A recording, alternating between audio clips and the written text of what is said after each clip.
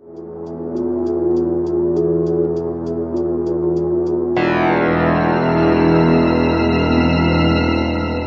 author and critic David Agranoff. I'm a horror and science fiction author, critic, and researcher. In this podcast, I wanted to provide in-depth interviews and panel discussions with everyone from New York Times bestselling authors to researchers, musicians, and anyone I find interesting. Welcome to Postcards from a Dying World.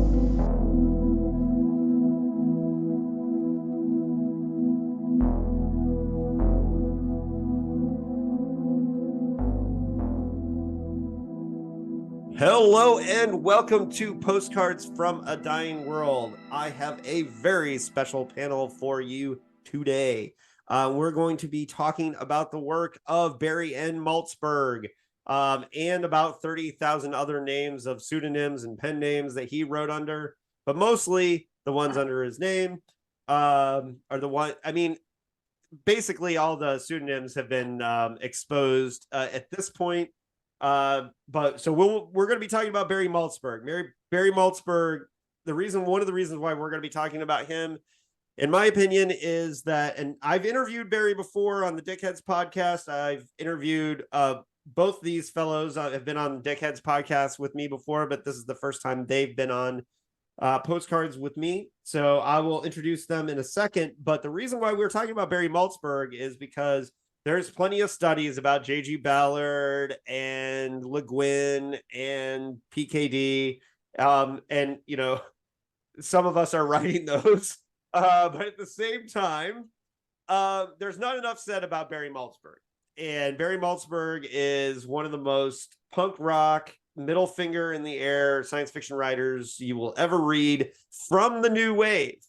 But he comes at a special time because he has, well, I'll get into that later. Anyways, I'm getting ahead of myself. My guests today include, in his special interview hat, D. Harlan Wilson. David Harlan Wilson is the author of this study on J.G. Ballard, as we were just talking about it. One of the best nonfiction books I read this year. And I picked a few of my favorites, his recent book of plays and the underrated Blankety Blank. Thank you. That's 20 years old or something. Yeah, it's very old. This is an advanced reader copy. Oh my gosh. Yeah.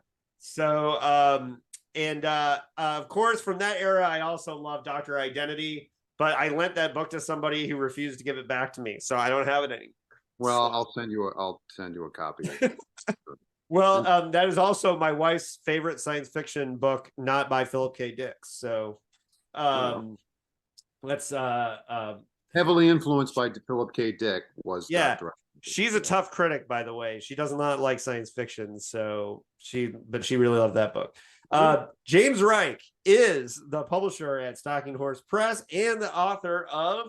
And I picked two of his books out here too, Soft Invasions, and my favorite, The Song My Enemies Sing, which this book in particular for fans. Published by Anti-Oedipus Press, thank you. Yeah, published by the man down there. Both of these were. The thing about The Song My Enemies Sing is that it lives in a surreal Marsscape that you will recognize from reading lots of old school science fiction. It's one of the things I loved about it. It's really good. And highly literary and intelligent. Yes. And who else's name is on the cover? Yeah. Yes. James Reich joins. No. On the other one. Good. Yeah. Well, and Barry Malzberg. Yeah, he had a blurb on here. So that's right. There you go. Didn't Moorcock blurb the song? Moorcock blurbed Soft Invasions, which is Soft Invasions. That's right. Yeah. That's the kind of like the PKD trip. Well, they both are. They both are. I feel like I've been writing about Dick and Malzberg in fiction for years, secretly. Dick, Malzberg, Ballard, and Moorcock have always intersected for me in interesting ways. Right. Maybe we can talk about that later. Yeah. Now, this panel is special for me because it was kind of a last minute thing. I put it together because I just read Galaxies this week and reached out to these two because I know what big Malzberger fans they are.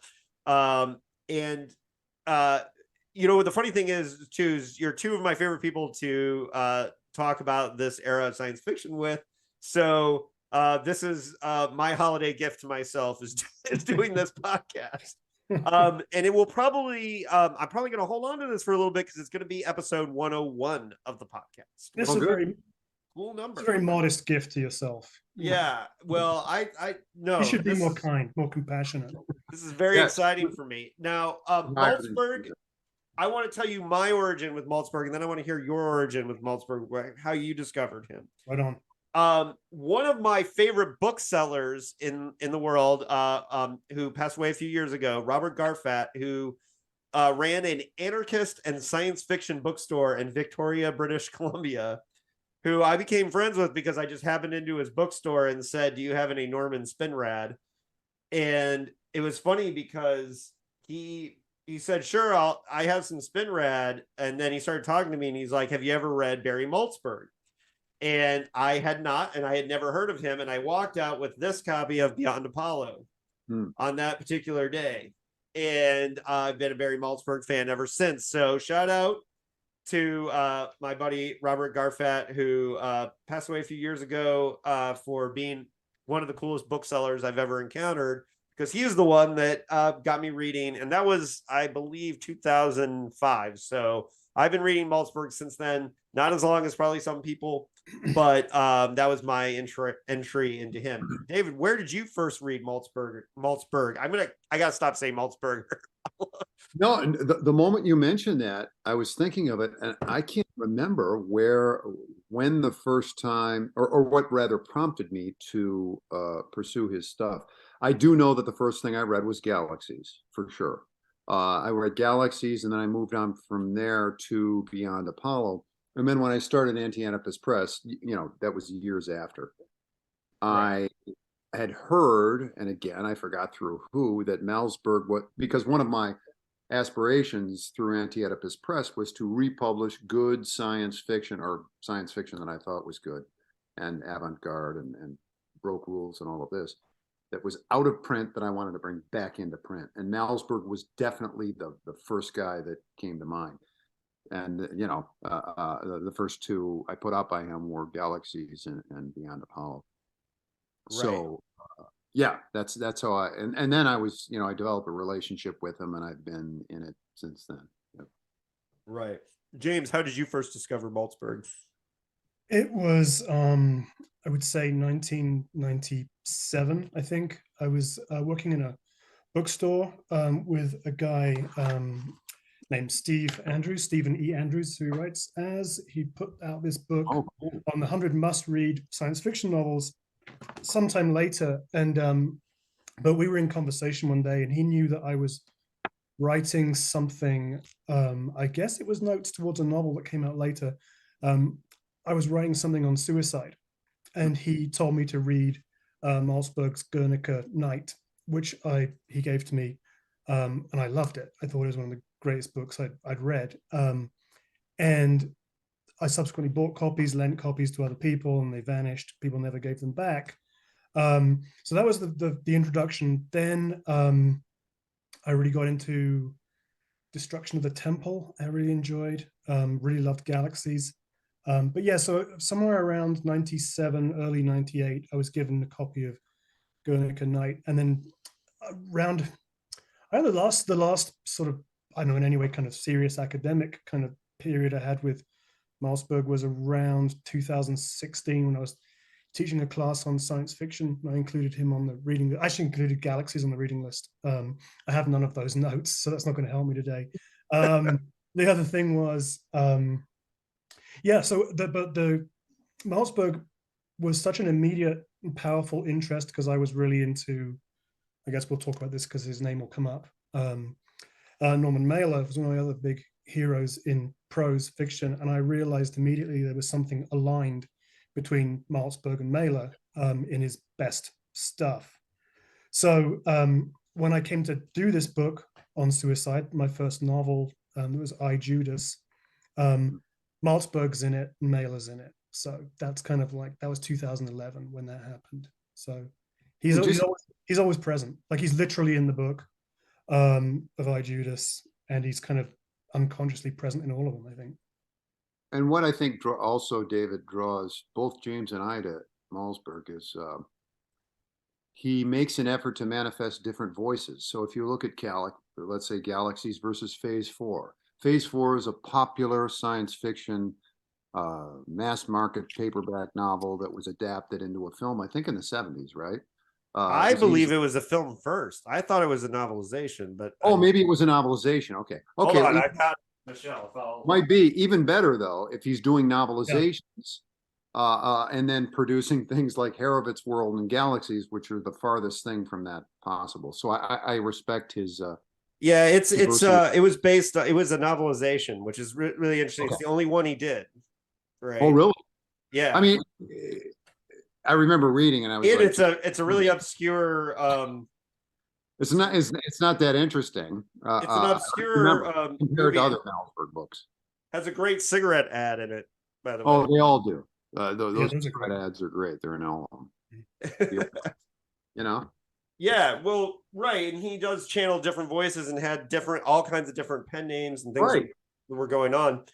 Well, I want to go back. Especially go ahead. Era, most people, you find your voice and you go with it. You don't vary that much. It seemed like Malzberg, he'd do whatever, right? I mean, whatever was put to him.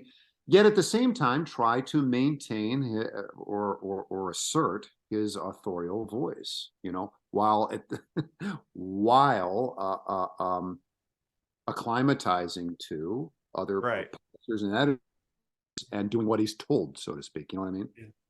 Right. Well, and so he went to college at Syracuse, which means a lot to me because I lived in Syracuse for several years. And but one of the things that he's said multiple times in interviews was that one of the reasons why he worked so hard to get published early is that he never wanted to be an unpublished English professor and assumed that he was going to be teaching. And he ended up not being a teacher, really. So it's funny because he was so worried about being the unpublished English professor, but he says he just kind of fell into science fiction.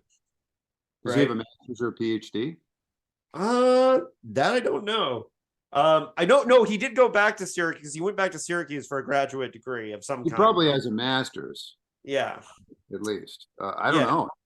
But I don't know. Yeah, I'm not. I know he went back. Yeah. I know he went back a second time and he went back to Syracuse.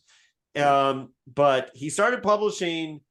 But one of the most interesting things is that he bounced between several jobs in the publishing industry. And he bounced back and forth between working in the early 60s. He was working for both Ace Books under Don Wollheim, reading Slush Pile. And if people don't know what that means, is that he was reading the manuscripts as they came in and was giving notes. And he said in his interview that we did with him for Dickheads that he got really good at reading manuscripts quickly and giving very detailed notes. And so he became trusted for that, both there and at SMLA, where he worked for many years. Now, SMLA is the Scott Meredith Literary Agency. And if people don't know, SMLA represented Philip K. Dick, Arthur C. Clarke, J.G. Ballard, domestically in New York and all that. And so one of the things that he was doing was reading manuscripts and deciding which markets they were going to send. This is short stories too at the time, short stories and full-length novels. And so he was very trusted at SMLA, partially because he had worked at Ace and kind of knew what some of the editors liked. He credited Don Wollheim as being one of those people that taught him a lot, being there. And Don Wollheim, for those who don't know, is the first person to ever put the word science fiction on the cover of a book in the Pocket Guide to Science Fiction. He's very, very important. And one of the stories, of course, that I loved most in our interview. Hey, David, was that after? Gernsback was the one who used science fiction, right? Yes. So did that dude? Was he the first one to kind of, for lack of a better way of putting it, usurp the science fiction? To science fiction, yeah. So the book that he published was in the science fiction afterwards. afterwards. Yeah. He did No, come other back. people, yeah, He also the got on the term cover science of a- fiction had been used in zines and had been used by fans, but the first time it was on the cover of a book was the Pocket Guide to Science Fiction edited by Don Wollheim. Okay, I actually didn't know that. That's cool. Yeah, when we were interviewing his daughter, she had the original print of the cover hanging on her wall, which was pretty big flex. I'd say. She also pulled out letters from Lovecraft to her dad, like while we were talking to her, which was Wow. pretty cool. Yeah, and I gotta say, like Wollheim's role in this, one of the things that was really cool is because when we talked to Barry about it, he he couldn't come up with specifics, but he just said like he taught me a lot, right? He taught me a lot about science fiction. And our favorite story that he told was the story of being in the room when Don Wollheim found out that Man in the High Castle had been nominated for a Hugo. Of course, that was a book that Don Wollheim passed on because he said it wasn't science fiction, right? And then he said Wollheim blew a gasket and was screaming, "It's not even science fiction." Like, which of course I disagree with, but that was Wollheim in the moment. But it's fascinating too. These questions, do they ever come up in any context at all anymore? Not just because we're in a science fictional sort of novel, that's the 21st century, but it's like these pushes and pulls that Dick had to negotiate, or Malzberg for that matter, don't really exist anymore, right? Right. Oh no, it's a totally different world. This is, and I don't one know of the what things this world is now, but yeah. But These it's are interesting. artifacts, which is why they're fascinating. Yeah. Yeah, and one of the reasons why I think this story is fascinating is because you were talking about how James, you brought up earlier, maybe it was before we were recording, that Malzberg didn't think he could function today. But one of the reasons why I think he was able to function so well is because he was behind the scenes all the time.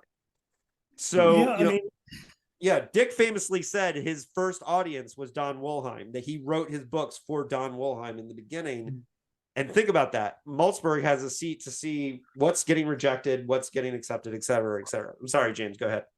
No, just gonna remake the point. Yeah, that he has expressed the idea that he doesn't think they would be published today, that his work wouldn't thrive in the current marketplace, even though he's obviously a really savvy writer and a very kind of pragmatic judge of material. He doesn't, I think the idea came up about him writing under a pseudonym to return to the market, but I don't think he had any confidence in that either. I think it's just a question of the ideas have moved on, the debates are so different. And that point you just made, David, about the genre question, right? Is this science fiction or not? I mean, I think that wasn't that also part of the debate around Galaxies and the Campbell Award?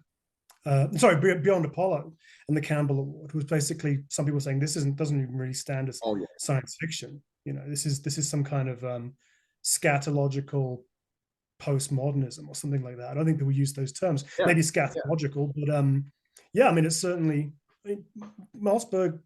For me, the importance of Malzberg is that he and as he says, he writes literary science fiction in a way that is very hard to do these days. Absolutely. And what is well though, and of course the whole thing with our science fictionalized world, Ballard was screaming that in the 60s and 70s, as were other folks, that we already live in a science fiction novel. But Malzberg, it is amazing in his era that he was able to get away. I'm always fascinated by people who can get away with writing, kind of a global term, avant-garde experimental literature, although not experimental in terms of fucking with form and stuff. I'm talking about the narrative and storytelling itself. Malzberg is just so unique. It's not quite magical realism. It's not quite irrealism or surrealism.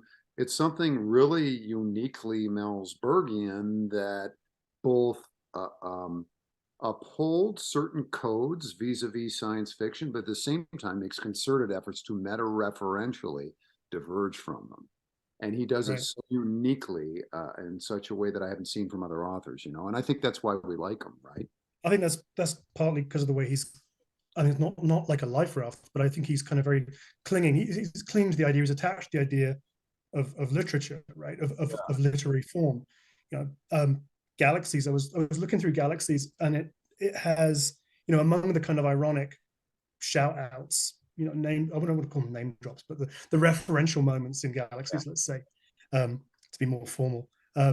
There's Cheever, there's John Barth, there's Joyce Carol Oates, there's Henry James, there's Proust, the Book of Job, Tolstoy, Mailer, Sinclair Lewis, Kerouac, Freud, others, right? This is someone that is writing, this is like someone that's writing science fiction without any apologies that it's a genre piece, right? To say that, well, not letting the genre be an excuse for what, you know, he talks about and Moorcock later talked about as a decline in standards, the conservatism, Absolutely. you know, And all the golden age bullshit.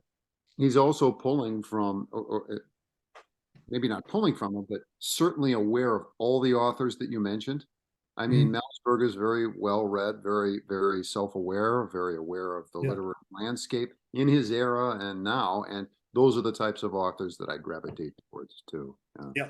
Right. Those, I mean, they inform the writing, you know, more than, I don't know if you'd agree with this. That might, you know, but I'm just going to, I guess I'll put in my speculation. I feel like they influence the writing more than, say, you know, classic science fiction authors, for sure. Yeah. I mean, he doesn't, you know, like with the diversity of what he published, the range of his work, the different pseudonyms that I know, you know, David's very interested in, you know, the pseudonyms and the different styles of work. Yeah, it's that kind of range beyond science fiction that makes him a really great science fiction writer. You know, yeah, today we find all these literary writers dabbling in science fiction, you know, but Malzberg wasn't dabbling. He was a great literary writer who happened to write science fiction. And that's a great way of putting it. And then David, sorry for interrupting. No, go ahead. No, what really distinguishes Malzberg, of course, and any science fiction writer who's really great is their purview beyond science fiction and integrating it all into it. Yeah. But at the same time, nowadays, mainstream writers are science fiction writers. If you really look at a mainstream book, whoever, you're going to see science fictional shit in there. That's just the way that things have gone. I mean, was formerly in the 20th century, sort of innovation and fantasy and all of this is very much a reality for us now. Anyway, David, go ahead. Well, and the thing with his pseudonyms, and I've never read his risque books. It's been in my intention to eventually do that, but I just I have not. But I know there was a certain degree of that he was writing books for money. He was, you know, paying the bills. I don't know if he had a family or not. I really don't know. I don't know what his market forces. Well, he's married. I know he's married. I don't know if he has kids. I know that I send his royalty checks to his wife. I know that. That's right. Well, and he for whatever reason, he was writing a lot of work for. Part of the reason why he had the pseudonym K.M. O'Donnell was that he just wrote so much science fiction he couldn't publish under his name because the market wouldn't let him publish, for example, in Galaxy 2 times in a year. He could only publish once under Barry Malzberg. So that's how K.M. O'Donnell, and I did ask him about this in my interview, and K.M. O'Donnell and this is part of my evidence for the court that whatever, because I've heard people say that I've heard the criticism that, and partially it's because Barry is kind of like naturally in grumpy old man mode like his entire life, right? Like even when even when he was a young man, he was grumpy old man, right? Yeah. So nothing wrong. Dude, wait! I gotta insert this. Have you met him? I've interviewed him, but I've talked to people. No, in person. Oh no, I've not just interviewed him. Yeah. So I met him once at a ReaderCon. It was in 2009, and I'd already published Galaxies. Actually, it might have been after that. It was because Galaxies was one of the first books I published through Anti-Oedipus Press. He didn't know who the fuck I was, I don't think, and he was just kind of like, "Oh yeah." I told him like, "Hey, I published your book," and he was just looking at me, and he was like, "Yeah, yeah," and he just kind of wanted to get away. So which is good. He's never been a hassle or anything like that. But must admit, being like, gee, I don't feel good after that interaction.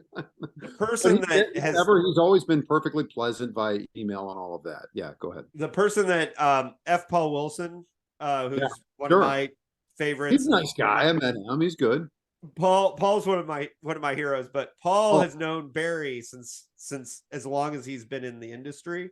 Yeah. And they have lunch on the regular still. Oh, right. Right. So and he is Paul in his 80s? Paul is yeah, Paul's up there too. But I didn't know he was that old. Okay. No, he's not. Paul's not as old as Barry, but I thought he was like 60, Paul, but no. Yeah, Paul's not nearly as old as Barry, but Barry's probably 81 or 82 right now. Yeah. And F. Paul Wilson's a young whippersnapper compared to Barry, but Paul when I brought up Barry Malzberg one time that we were talking, I made the joke that he seems like he was born a grumpy old man, and Paul laughed very hard at that and said, yeah, kind of pretty much. And so that's my confirmation that feeling is there. But because of that grumpy old man kind of attitude that Barry comes off of, like a lot of people think, and Galaxies kind of adds to that, this idea that Barry is not a fan of science fiction, that he's begrudgingly part of science fiction, and that's not true. If you read Breakfast in the Ruins, and I will use like the pen name of K.M. O'Donnell as an example of, you get him talking about Henry Kuttner or C.L. Moore or Judith Merrill or some of the writers that he grew up reading. He loved science fiction. He loved being a part of it. So, and I think that it's to say that he, some of that, and I guess that's some of that take that people had on Beyond Apollo is a part of that. My personal feeling is it's not that he doesn't like science fiction; it's that he thinks space is dumb. I think he just finds a lot of it to be shit. I think he takes. We all do. I think it's. I mean, we all Everyone do. does. A healthy attitude, and I think that, he definitely blames, to an extent, the explosion of late 60s and definitely blames Star Wars at least for the kind of the dumbing down of science fiction. Whether he's correct or not, I mean, he definitely holds that view, and he definitely held views about NASA and the space program and so on, which I think some of that even goes to throw us towards Galaxies. Some of that I think goes to the Mailer connection, because in Mailer's book on the space race of A Fire on the Moon, he talks about NASA having sorry, not NASA. I think it's the control center in Houston. I think it's Mission Control in Houston, having no smell, right? Have an odorless environment. And to me, that goes exactly to what the way that Malzberg relates to space as an aseptic place, right? As a place where sensuality struggles to occur, right? Which is kind of arid and dead in that sense, right? So, I mean, I think that's again, it's a literary take doesn't lend itself to the idea of space being glamorous, right? And space being.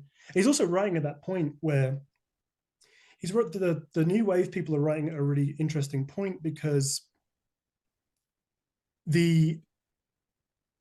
it's the point almost. I mean, I think I said this elsewhere sometimes. Sorry if it was to either of you, but it's the point at which science fiction becomes impossible, right? Where it has to become inner space. It has to turn inwards, because the secrets of Mars and Venus are exploded, right? It becomes absurd to write about the canals of Mars anymore, or bikini-clad women on Venus.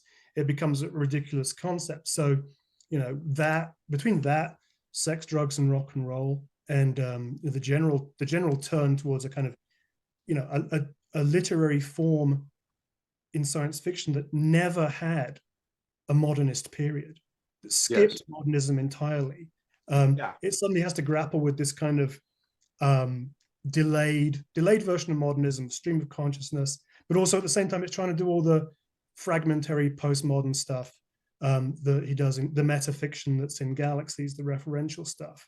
Well, but he's writing at a really curious time, like Ballard, like the innovators in 60s science fiction and the new wave, and Dick too, Philip K. Dick too. It is the point at which a certain kind of science fiction becomes impossible to write with a straight face. Well, and look, and I've got the publisher of this book, Galaxies, here on the podcast, and I'm gonna go real deep on what I said in my review of why I think this book is really important right now. And building off James's point, this was a special time, and Barry Malzberg is a 1 in a billion person to write this book because of his place at SMLA and at Ace Books. He was reading all the slush pile in the era when the golden age became the new wave. Nobody but Barry Malzberg was working in both the talent agency and in the publishers and reading these slush piles and then going and distilling all of it into science fiction novels and commentary. And so you have Galaxies, which is a 1 in a billion like commentary on science fiction, because it's also a novel that who the fuck would write this? Right. Right. Especially at that time. Would do this concept, and then you combine the who the fuck would do this concept with the who the fuck is this guy who sat at this on the wave between, who sat on the edge of the new wave, who also grew up reading Golden Age era, has massive respect for Golden Age science fiction, especially Kuttner. Kuttner's his favorite. I love how he, in one of the interviews, he was like, Kuttner was the best among us and a son of a bitch. And like, and this in the same sentence, right? So Malzberg, he's it. He's the only person that could write this book. 1 in a million. He is, but in terms of the British New Wave, which James was invoking, there are 3 figures that come to mind that manifest that in the American scene. It's Malazberg, of course, but also perhaps more Brunner, than Dick, and Ellison. Those fucking 3, for me anyway, the American New Wave, those are the 3 people who manifested in the 60s and 70s. Who were you saying, David? I was saying Brunner is a person who, listen, there are only a few authors. He fails in comparison to those 3. Three are the ones in America. Yeah, I think James and I are going to disagree with you. No, I'm not disagreeing. I have no dog in this. I have no dog in this. I wanted you two to scrap it out. Okay, so here's the thing. The thing. We're talking about authors who were active in the Golden Age, right? So the tail end of the Golden Age, though, is via retrospect. You have your finger more on the pulse of what was happening at the time. In retrospect, though, for me, it's those 3. Well, and I will say, Ellison had more of the grumpy old man quotient that we were discussing earlier. But and he was editing and getting people involved in that in America and everything, and he was, of course, involved with English writers and stuff. Yeah. Well, and I use as an example, and I thought this was a controversial one, of the authors who started in the Golden Age and were able to transition to New Wave. I think PKD, John Brunner. John Brunner started in the Golden Age as a young man, but he transitioned. And here's the controversial one that not everyone's going to agree with me on, but I think Lee Brackett fits. And I think Lee Brackett fits because she was doing her Amazon Women of Mars stuff in the Golden Age. And then you look at the book that she do-si-doed with PKD, The Big Jump. The Big Jump is like a science fiction horror novel. Familiar with that. Yeah. Big Jump is incredible. If people, and it shows that she was able to get a little dirty in a new wave way. And then I would also argue that The Long Tomorrow, her novel, her post-nuclear novel, which is kind of soft, but the fact that she transitioned from doing like the space operas to doing novels like that, to me, is a sign that she was working both eras. Now, what I'm saying about how this relates to Galaxies, and to get us back on track onto Malzberg, is, and it's interesting because two of his most like respected stories were K.M. O'Donnell stories, The Gathering of the Hall of Planets and Final War, right? And eventually Final War was in All the Best of Malzberg and all that. I don't know though. Really? Because those aren't the stories that whenever I'm sort of reconnoitering Malzberg, I don't hear much about his. Okay, I'm saying respected by the standard science fiction community. Okay, the respect that he got from like the people who vote for the Hugos and vote for the Okay, all right, that's good. Yeah. Okay, so he had those two, right? And Galaxies, it's interesting because I love the fact that you put out Galaxies because that was the first one. Yeah, that was I mean, it did get a Masters of Science Fiction edition in the 90s. So, but if you really want to look at how this book dude, there's nothing like that book in the year or era that it came out. Am I wrong? There's nothing, and that is exactly what I was looking for. It's like an anomaly in the vastness, Right. Now, I want to point out David Pringle's Ultimate Guide to Science Fiction. I got that shit. Yeah. Now, I just quoted. Yeah, that's right. David, let's look at what David Pringle wrote about in the Ultimate Guide versus what he wrote 10 years later in the 100 Pringle is a great scholar, but he is a stickler, and don't try to bang heads with him. Yeah. Okay, in his 3-star review of Galaxies, this is funny. Okay, mock hard SF tale in which heroine flies her spacecraft into Black Galaxy. The author interweaves many sour comments on the nature of SF as a genre, witty, self-reflexive, occasionally irritating. Right, which is great. This is what happens when you give yourself, what was that, like 55 words or something? Right. Yeah. Now, a few years later, in there, James, is like just a paragraph. Yeah, I know it. Or a few paragraphs, yeah. Now, a few years later, and quoted on the back of the 90s edition, the same author says, Galaxies is a love-hate letter to all readers and writers of science fiction, a witty criticism of the genre and its aspirations. The same guy. Yeah. Well, so I think it's fair. I think it's all right if if he evolves, should we say, right. And yeah, I find Galaxies to be, apart from intellectually brilliant, which we can get some of that as well. It's funny. I mean, it's a very amusing book. Yes, and that's the thing, David. To the extent that it has bitterness at all, it's towards, that even seems strong, saying bitterness, sardonic. I just love that Pringle had those two attitudes. Yeah, I just think isn't it? I don't know. Yeah, maybe that's a failing in my view of Pringle's reading, because it seems the thing is with Barry, he's a great writer, but it's very unassuming. It's very straightforward.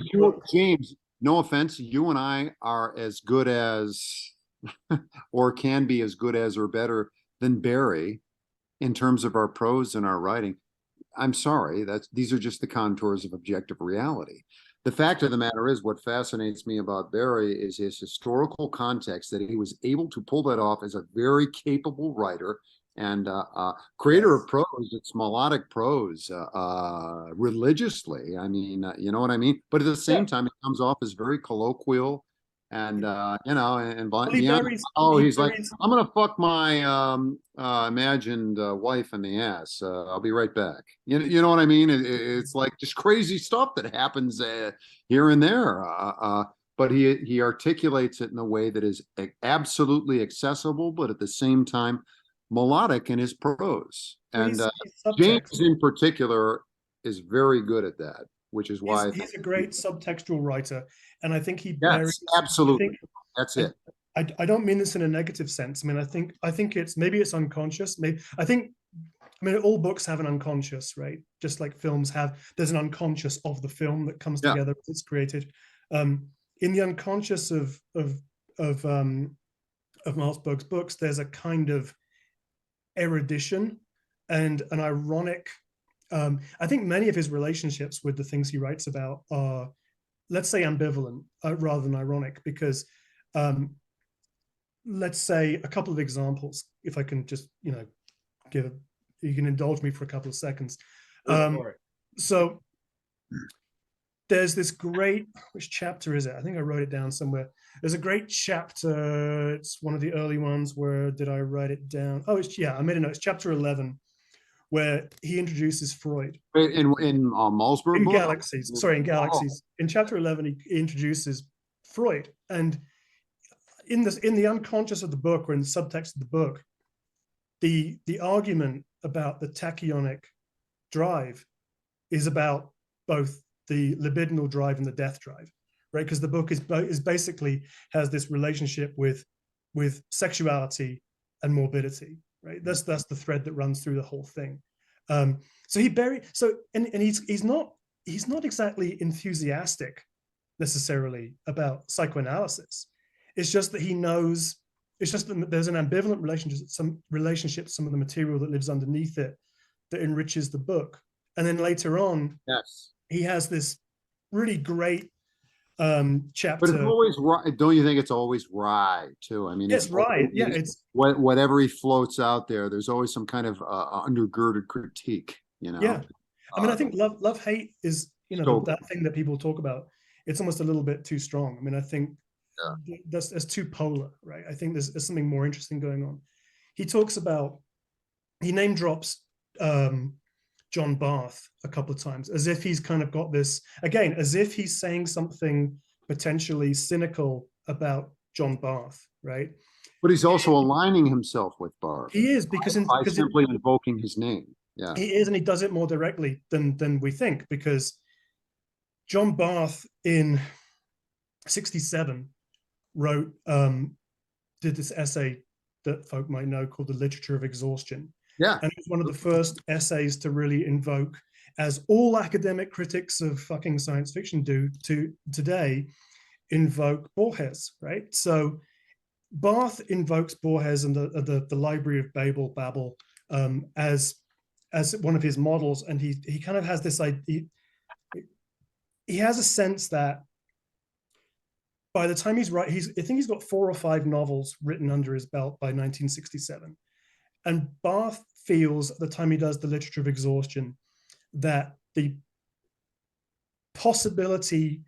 intellectual possibility for novelty in literature has been exhausted.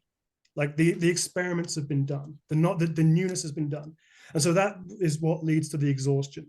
And Barth says, what is the solution to, it essentially says, what is the solution to this exhaustion?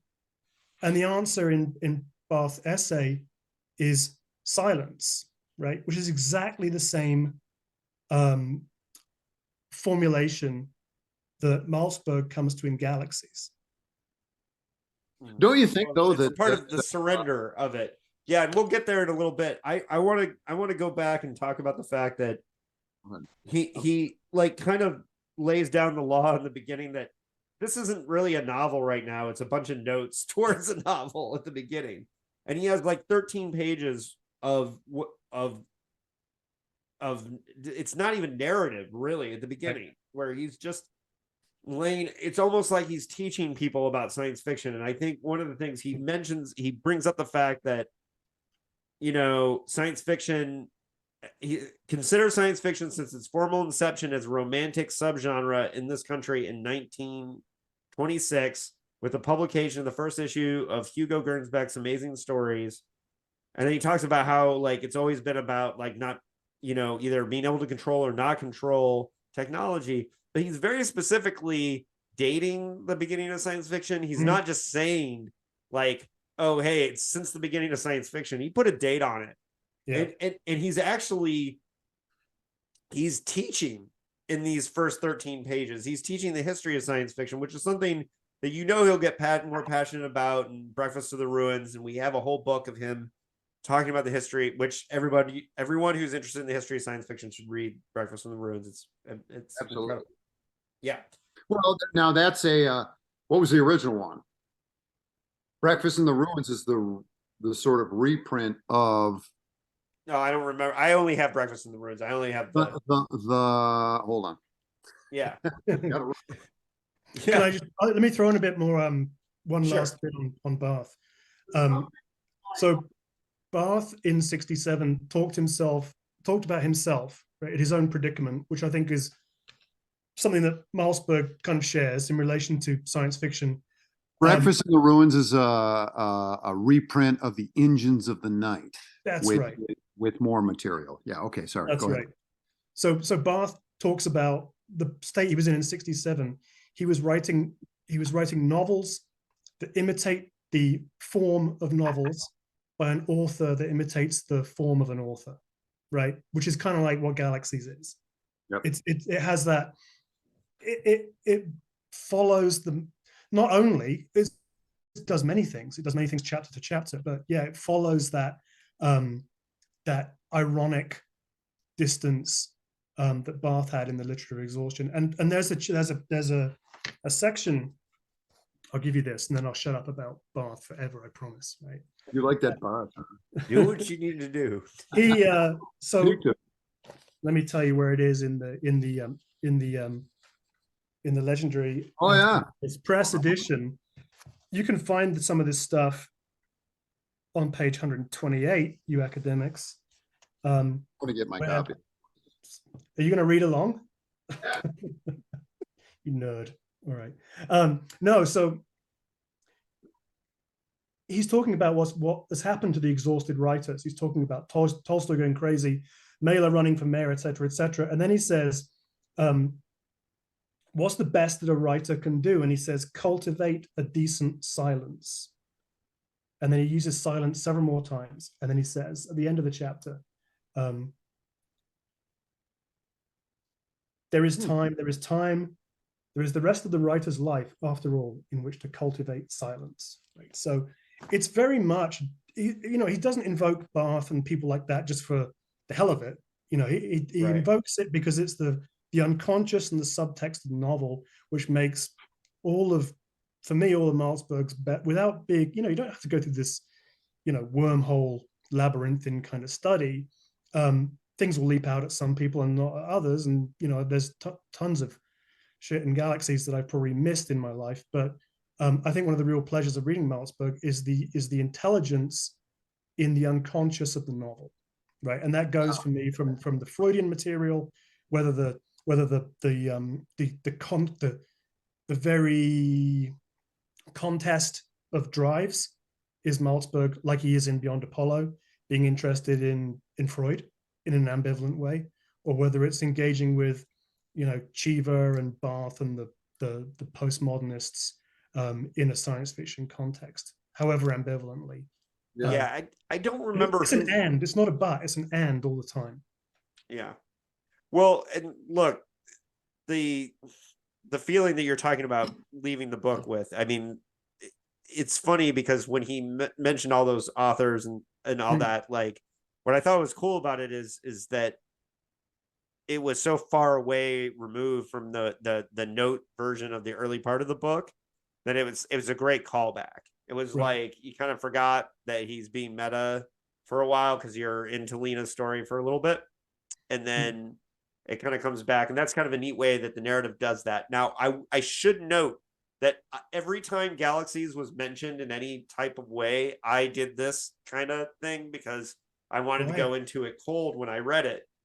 And when I read it a couple days ago, like I had no idea that there was going to be 13 pages of notes about science fiction at the beginning. And I was just like, Malzberg, you dirty dog, you like writing a book for me, right? And then I was surprised that he actually is talking about himself and that he's actually referencing Galaxies as a book.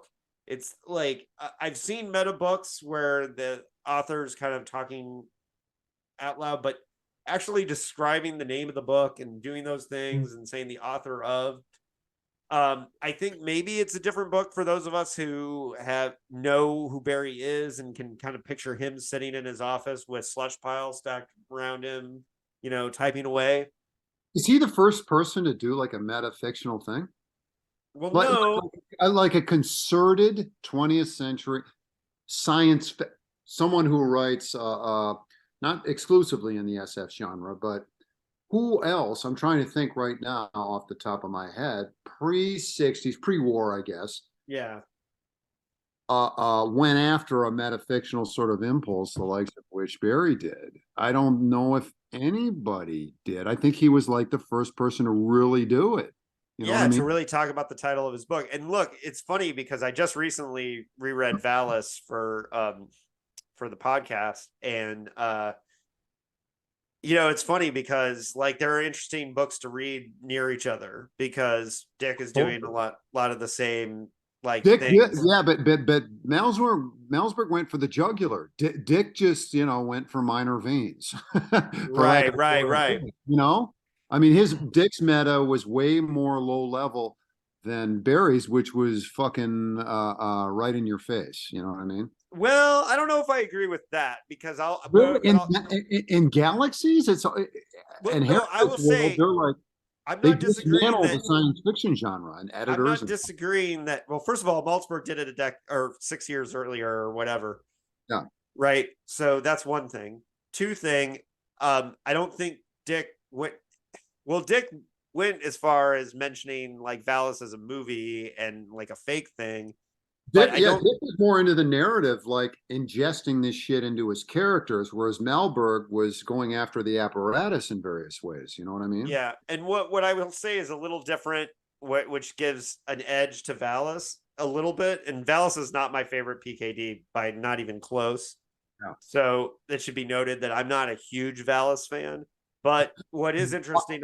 Wait a second. Hold on. This is very interesting because it indicates something about your character. Why do you not like Valis so much? What is it with Valis that rubs you the wrong way? Well, I'll get to that in a second. But okay, sorry. I will get there. The thing about Valis, you really want to know about you. Dave. So the thing about Valis is that I think makes a case for Valis being just as intense as Galaxies in a different way is that Phil was definitely questioning his sanity, and the thing about going from horse lover fat to just basically melting, like starting the book with there's this guy, he's going through all this stuff, his name is horse lover fat, and then by the end of the book it's just like, okay, it's me, it's me, right? You know, it is, but I mean, Dick knows what he's doing. He always knew what he was doing. He knew what he was doing all along. But I think the fact that all of his friends Barry didn't have the situation with Galaxies where his friends were going to be like, dude, I don't know about what's going on with you. Yeah. Whereas when Dick's friends read Valis, they're having the first of all, because it's very autobiographical. And one of the reasons I did not like Valis as much this time is because I know so much about Phil's life now that like I'm constantly reading it going, that didn't happen. That did happen. That didn't happen. Tessa would never act like that. Oh, his wife never walked out with his kid. And I'm sitting there comparing it to his life. Yeah. And that's unfair to Valis because it's not his life. But I can't separate that from me. Yeah, but who cares? It's a work of fiction. It's a work of fiction. I'm just saying why you asked me why I don't like Valis. Oh, okay. And I'm telling you that's where you went wrong. That's where you went wrong. Asking that question. No, I get it. That's cool. And I'm telling you that the thing is that that's all on me. I admit it. It's on me. Like it's my reading of it. No one should know as much about Phil's life as I do. And no one should know as much about it going into reading Valis. Mostly it was him sitting on I'm wondering, that does make me wonder, if we knew more about Barry's day-to-day, are there hidden things in Galaxies, especially his relationships to SMLA, to Slush Piles, to Don Wollheim? Like, I'm sure that there are lines in those first 13 pages where he's roasting the fuck out of Don Wollheim. Well, he does. I mean, not necessarily directly Wollheim, but I mean, he does. One of the things that makes it an incredible book is that he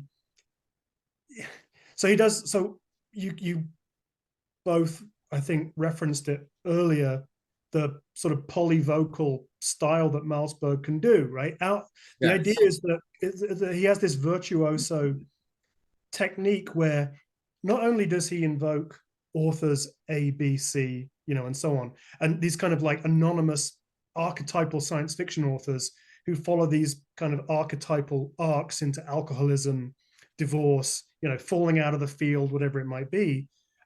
He's also you just described the experience of almost every author, but right, yeah, they're no different, right? That's what he's. I think maybe that's the point. I think is what he's saying is that science fiction, in a sense, doesn't need to be a different type of literature. But what he does do really well, as well, is he manages to.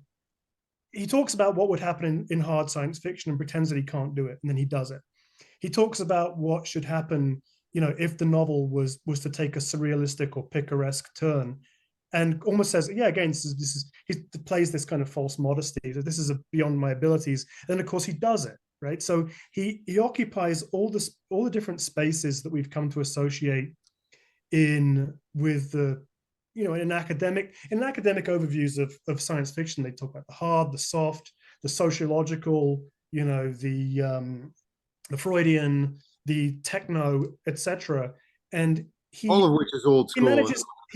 He manages to write.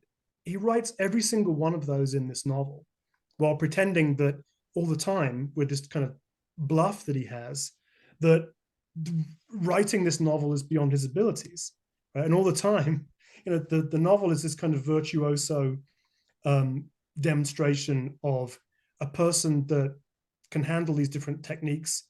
To go back to your thoughts about Philip K. Dick and insomnia, kind of in his sleep, right? Some of this stuff is not difficult for him. Right? Like it comes easily to parody hard science fiction because it is. Like you read the deathless prose of Andy Weir and you know how it is, right? Don't you think, James and David?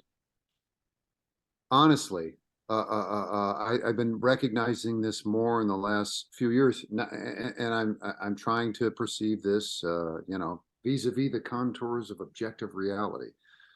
We are getting older, folks, and we're at the point kinda where we're experts at our field and can do what the people, at least I'll speak for myself. I feel as if I can accomplish, for instance, the prose and the stories, if I put my mind to it, of these authors that I have worshipped my whole life. Only recently have I gotten to that point. Do you guys feel that at all? Well, it's funny you should mention. Not to say that I'm, fucking god of literature or anything like that. I just feel, Jesus Christ. I read all day and night. I write all day and night. If you practice enough, you get kind of good at a craft. And I feel as if I'm like on par with these people I used to worship. So it's a very, Malzberg being one of them, it's a very weird sort of position to be in, as objectively as I can put that. How do you guys feel about it?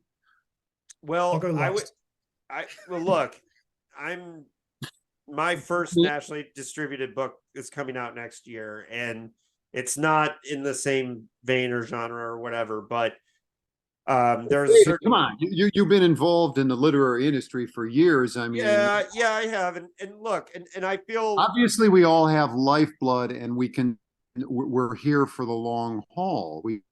Doing this for 20 years. No, whatever you want to say about us, we're okay. Yeah, I see what you're saying, but and I have thought about this, and I actually have specifically. So we talked before we started recording about the Philip K. Dick's formula, his 5-page formula, right, for writing a novel, that the letter he wrote to Ron Goulart.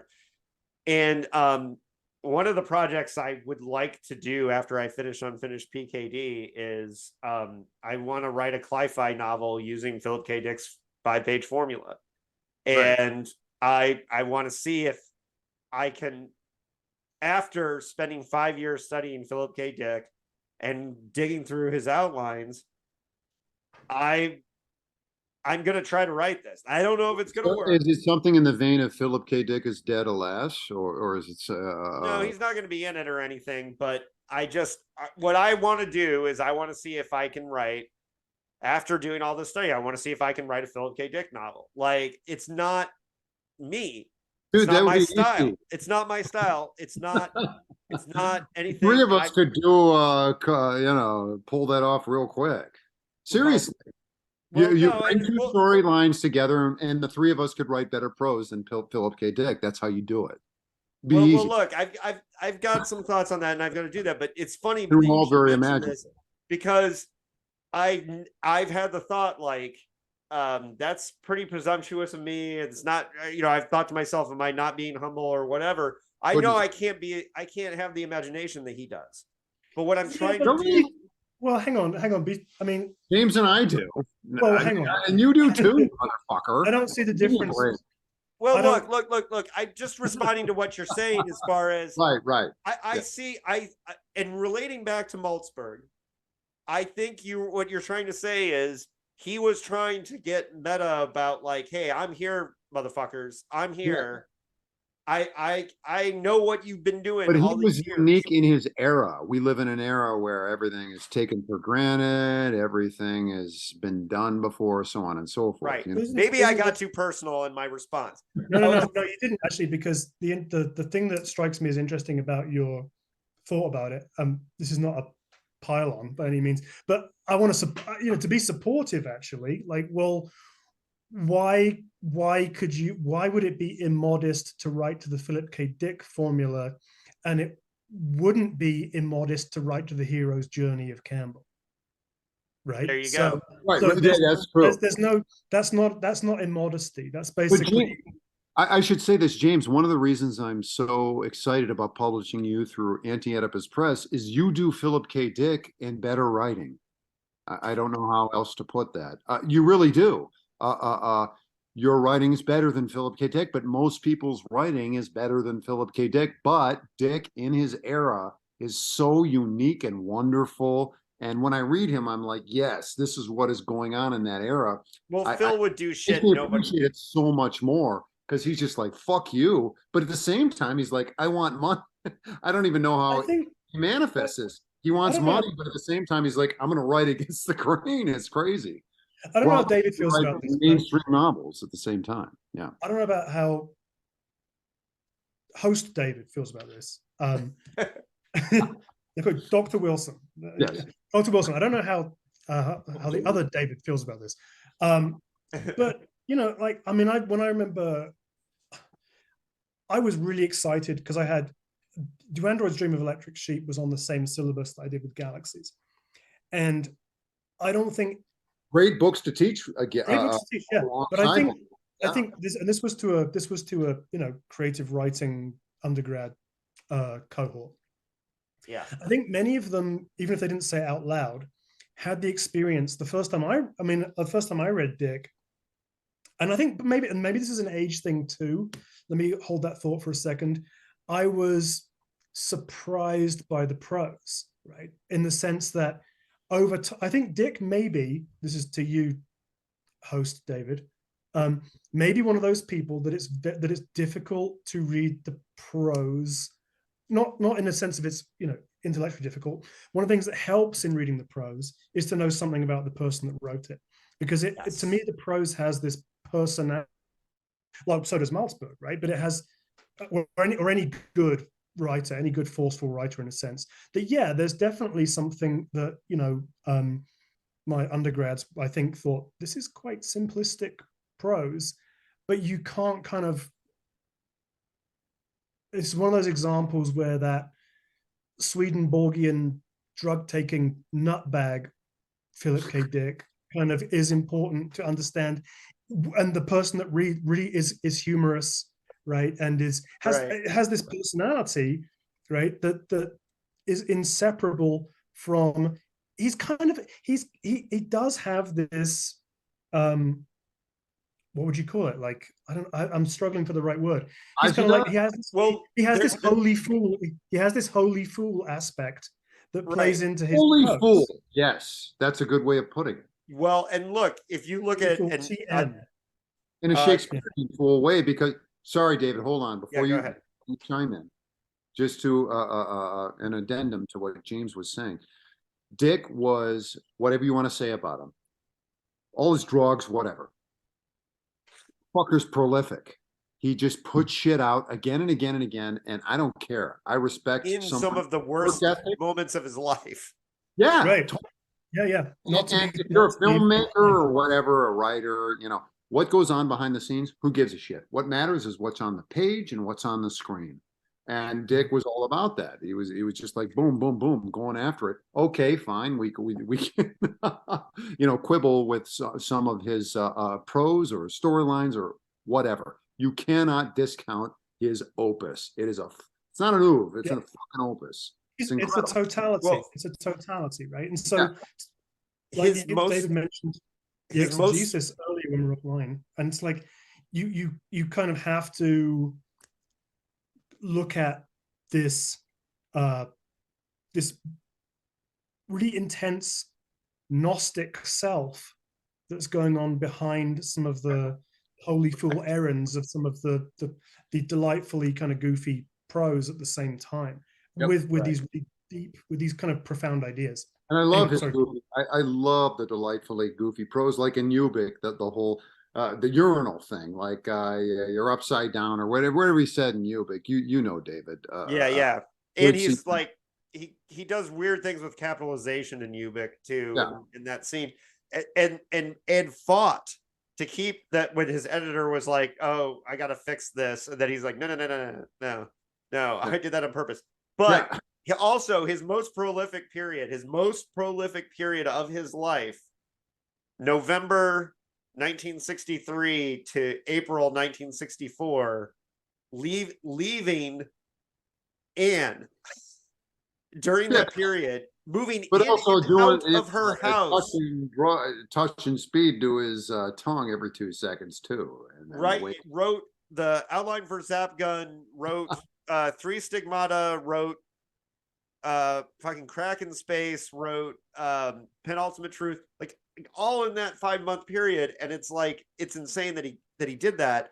And what's funny is that you look at Malzberg, he was just as prolific. He wrote just and it's funny. He's like a Puritan though, right? He wasn't doing the same kind of stuff. He didn't do anything except coffee. Right. Well, and I will say this: he didn't smoke cigs, right? Yeah, and I will say this: the last year for the 40th anniversary of Blade Runner, we did a whole read along with "Do Androids Dream of Electric Sheep," like a one city, one read thing with a bookstore in town. And I wrote like 3 articles about "Do Androids Dream of Electric Sheep," and I got more in the weeds in that book than I had ever done before. And I'd read it 3 times before that. And as goofy as that guy was, and as and I always point out the differences when I did that podcast about the dispossessed with Leguin. Nothing in my trip to Berkeley was more eye-opening than the class difference between Ursula Le Guin and Philip K. Dick, right? And you go to did you talk? Did you How do you mean? Can you explain? Can you say a bit more about that? Did you meet with Ursula? Yes, I can. If you drive around Berkeley and you go to all the houses, the financial class difference, right? What you're talking about, right? Okay, that's part of it. Did you meet one-on-one with Ursula? No, I didn't. No, this was last year. No, I'm talking about. I went to her house. Yeah, and I went to the house she grew up in, and I went to the 5 or 6 houses that Phil grew up in the same town. And at one point, they were a couple blocks away from each other. Right, they lived pretty close to each other for like a 2-year period. However, the majority of the time, like Phil was all over the place, lived in all these different houses. He walked to, and here's the thing. They both were nominated for the Hugo in 1974 for Flow My Tears and the Dispossessed. And there is no bigger difference in class when you look at the fact that she grew up in a house on the hill. Oppenheimer was a family guest of the house, visiting her parents. Phil worked at a record store with a single mom. She won, right? Walked everywhere. And she went to Harvard. He worked at a record store, right? This is why I don't like Le Guin. I've never been interested in Le Guin at all. I find Joanna Russ much more interesting. Oh my God, yeah, the female man is way better I have no interest in it. I find Ursula Le Guin twee. Left Hand of Darkness is an important book. I get it. The Dispossessed totally bored the fuck out of me. Did that win? I'm a fan of the Dispossessed, but I'll defend it. But Philip K. Dick in Flow My Tears was absolutely making efforts to improve race relations. I remember at the end, he had a white protagonist embrace some sort of black character and so forth. If you're asking me, do I want to read 30 books by the guy who worked at the record store or the one that went to Harvard. I'm reading the one by the guy that works at the record store. Absolutely. Exactly. Yeah, Absolutely. me too. It's, Totally. well, it's like, so, okay. So Okay, so you're fine. I'm getting into the weeds now. You're trying to wrap your head around it. But I feel like that's an interesting, that the class thing's interesting. I mean, it's always interesting, not in the way that it's a cudgel, but I think in terms of like who gets included and who gets excluded in terms of not the quality of their work even, but certainly there's Dick's excesses are not, this is very personal to me, I guess, right? But it's my personal reading. There's a kind of excess in Dick that comes from the personality and from a worldview, right? From a psyche, from an unconscious, and from his being that puts him on the edge of acceptability in the same way. Forgive me for this, but it's like D.H. Lawrence being excluded from modernism, right? Dick's fame is posthumous. This is the idea of the working class person who's doing the authentic hard work, working at the record store, being vilified in his lifetime, not being successful, against the privilege of a Le Guin or the privilege of an Arthur C. Clarke, rushing up, going living in Sri Lanka, or an Aldous, Right. Is in Burma, or a Ballard even that's in. But there's room, and there's room for all of them. There's a certain amount of class recognition that applies to those writers in a way that still puts Dick on, and maybe Malzberg too, I'm not entirely sure, on the fringe in the way that, although they're central to the movement, arguably Lawrence did as much. Spinrad, all of them. Spinrad too. Yeah, Spinrad too. Arguably, Dick is to science fiction something like what Lawrence is to modernism. People don't take him that seriously. People don't always include him in the sort of canonical moments. He's a fringe figure. He's mistrusted. He's eccentric. You can't quite separate the person from the art. Anyway, yes. So I'll cut that there because I think you get what I'm saying. Yeah, and I will say the level to which this last reading that I did of Do Androids Dream of Electric Sheep, there are so many layers and levels of philosophical ideas that are in that book that are not on the surface. That I was thinking about this yesterday because I got into an argument on Facebook last night about 2001: A Space Odyssey with somebody saying there's no story and nothing happens. That movie's so boring. And I almost pulled my eyeballs out because I was like, just because you didn't get it doesn't mean it's not there. Right. And I think with Do Androids, that's important, though. We lose sight of the fact that I constantly lose sight of the fact that every Tom, Dick, and Harry is assessing this, that, or the other with whatever ignorance they have, which is mostly the case.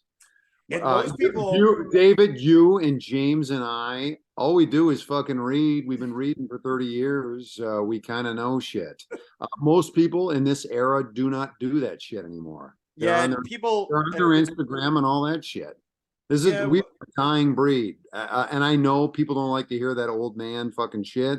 That is true, for sure. Well, no, there are people, and that's why people tune into this podcast, because they want these discussions, and they will find us. There are people out there, but here's the thing, and this relates back to Galaxies, because I think Galaxies, and I have to bring it back. Galaxies is a book that I can see many people just going, no. 5 pages in. Totally. I don't need an essay about science. What contemporary reader walking into Walmart would be interested in that? Who would be interested in that in any capacity outside of university class in which they were forced to read it? Well, you raise an important point. Do you want to finish your thought, Dave? Yeah, and I just want to say that one of the reasons I do think that your average science fiction reader today can get a lot out of Galaxies. I want them to go out there and I want them to read it. I want them. And here's the thing. David, actually, hold on. Do you know who because my finger is not on the pulse of contemporary science fiction readers. Do you have a sense of what people, is it like Lightspeed magazine with John Jacob Jingle. Jingle. No, whoever that is, John Joseph Adams. Yeah. Yeah, no, well, listen, I think the mainstream science fiction reader can get out of Galaxies. What I would say to them is that if you're going to sit down and read Galaxies, know that you're going to be challenged, and in the first few minutes, you might not get it. And like the first few pages, you might not get it, but you got to keep after it. And Malzberg, warts and all, like for his era and everything that he's got going on, like there's some cringy things in Beyond Apollo, right? There's some sexuality that doesn't hold up very well to a modern eye or ear, but I think what he was trying to say at the time and it's like, you got to check it out and you got to give it a shot. And the modern reader like has to know about these books, whether you like them or not. And I think for one thing, like Leguin and Octavia Butler are all the thing now, right? And I think for good reason. I like a lot of work that both of them do. I know, James, you poo-pooing. Yeah, but what are they all nobody reads them anymore, do they? Except as historical feminist artifacts. Well, you'll be reading. Octavia Butler has a new show on Hulu, and trust me, it's gonna sell units. He's dead. I mean, I know that you got the thing on Hulu. I saw it. It's pretty good. The series of Kindred. Yeah. But my point is that the modern reader, might not, I just don't want to see authors like Malzberg and Spinrad and those guys get lost in all of this. I think you have to we're keeping them alive. You have to think about. So here's what I would imagine, and I think has happened and will happen in multiple classes where you teach. If you were to teach Malazberg, right, let's say you have an audience that has immersion in postmodernity, which basically I've never experienced that audience at any university. Oh no, not in the abstract intellectual sense, but in the sense of living, right? So basically we live with the children of postmodern parents, right? So whether they're that is my situation with my daughters. I've never experienced that with other folks, but yes, go ahead. Whether we're theoretically there or this is the devil wears Prada argument, right?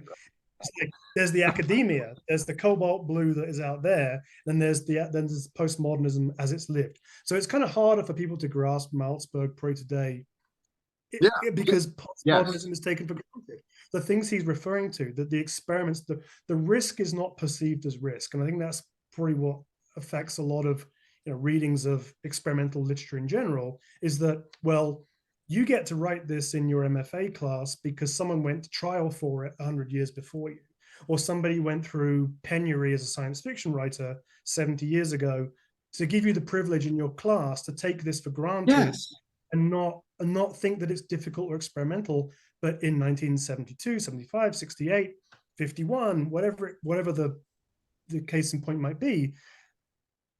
And again, this is the Lady Chatterley stuff. This is the moment where this is what's difficult about literature. We have that's coming out as a film. A very comfortable, I mean, including us, a very comfortable society that run almost no risk, Rushdie accepted, of falling foul of danger in literature anymore. And this is what, this is the literature of exhaustion, right? This is like the novelty has become. But isn't all literature exhaustion at this point? Nobody it's easy to say. Andy Weir is really exhausting. Very few people read, but I like Project Hail Mary. Very few people have always read. I didn't think. Always been the case. Yes, I did. I didn't. I understand that it's popcorn stuff. It's the worst. It's one of the worst books I ever. But that's actually what, if you look at the history of literature, I'm not going to say it's literature is popcorn. Jane Austen is popcorn. The Brontes are popcorn. That's all popcorn shit for a major literary audience, right?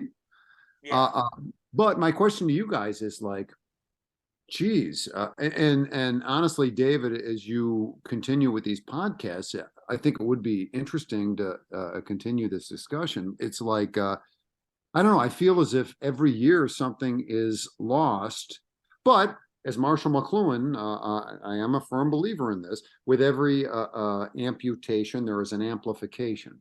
So as much as we lose in literature, whatever it might be, something is taking its place. Now, for my part, what I see, it's more like screenplays and shit like that. I mean, Yeah. Well, look, that is the contemporary literature. But yes, sorry. yeah, Hollywood finding this stuff is a huge part of it, and unfortunately, that's just the reality of it. And But yeah, I would love for the type of literature that's written, because a lot of people write literature now that is more adaptable to a film, and I get it. That's cool. Yeah. But look, I know from speaking from example that when I wrote that article for Tor about 20 Golden Age and New Wave, I have heard from multiple people I don't know, but I've gotten lots of commentary where people track me down online and say, "Oh, I read Spinrad because of your article."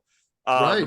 And I know that it's funny because I joke about I'm not really a religious person, but when I had somebody tell me you're doing God's work today when I said I was doing a podcast about Galaxies, because this person, this old science fiction head that was talking to me online, he was like, "Is there an audience for that?" And I said, "Well, there's going to be, because I'm going to make it happen, because I'm going to talk about it." And let me say this: there's a great, to your point, why Galaxies. Another reason why Galaxies is important is that I think that Malzberg is prescient in describing what science fiction will become. I think he has some knowledge of this. There's a specific example, and the reason why it's become what he prophesied, for sure. One of the reasons that's hard for me to get interested in a great deal of it today is that it's simply one of the reasons Malzberg, Ballard, and others are my kind of heroes in the field, is that they could do extraordinary amounts of work in 175 pages, right? Yeah. Not just in terms of like this isn't just a class, money, word rate kind of issue. This is about what you could do with compression of ideas and intensity. And as a hater of long novels, even though I've written one. But as a hater of long novels, I agree with you, James. I think the ability to do a lot. The form, literary fiction is unbelievably bloated. Science fiction is unbelievably bloated. Fantasy is to the point of a needs some kind of fantasy enema or symptom. But Malzberg talks about this idea that once he has the idea for Galaxies, he's writing about Galaxies. He's thinking about the publisher, who may be the bureau, right, in the novel. The bureau may be the publisher, and the constraints of the idea of the genre. That he has this idea about science fiction becoming like Proust, and he actually says he references some hypothetical book called like Recherche pas du space age, right? This massive fucking tome of endless iterations of ideas that a simple idea can create. So it's basically, it's a reference to Proust's, In Search of Lost Time, right? And how science fiction shouldn't become this, right? Shouldn't become, I'll watch it on TV, but there's absolutely no way you will ever get me to read The Expanse, or to read without skipping. I mean, I read the Dune saga stuff when I was a teenager, but I'll tell you, I skipped many pages. Right? Yeah. These are bloated Proustian artifacts where the bite of Madeline. Hey James, can I ask into a corporate entity that is measurably,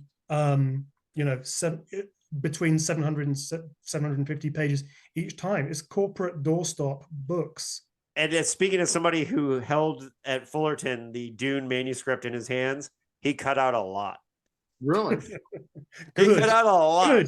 Good. There's a lot of red pen in what you actually seen. and some really hilariously silly stuff. I took pictures of some of it. I'll have to dig it up. Well, But through Dave, to the point that we got to earlier about Dick, just to defend Dick and Malzberg, when Malzberg is also kind of, in his ordinary prose voice as well.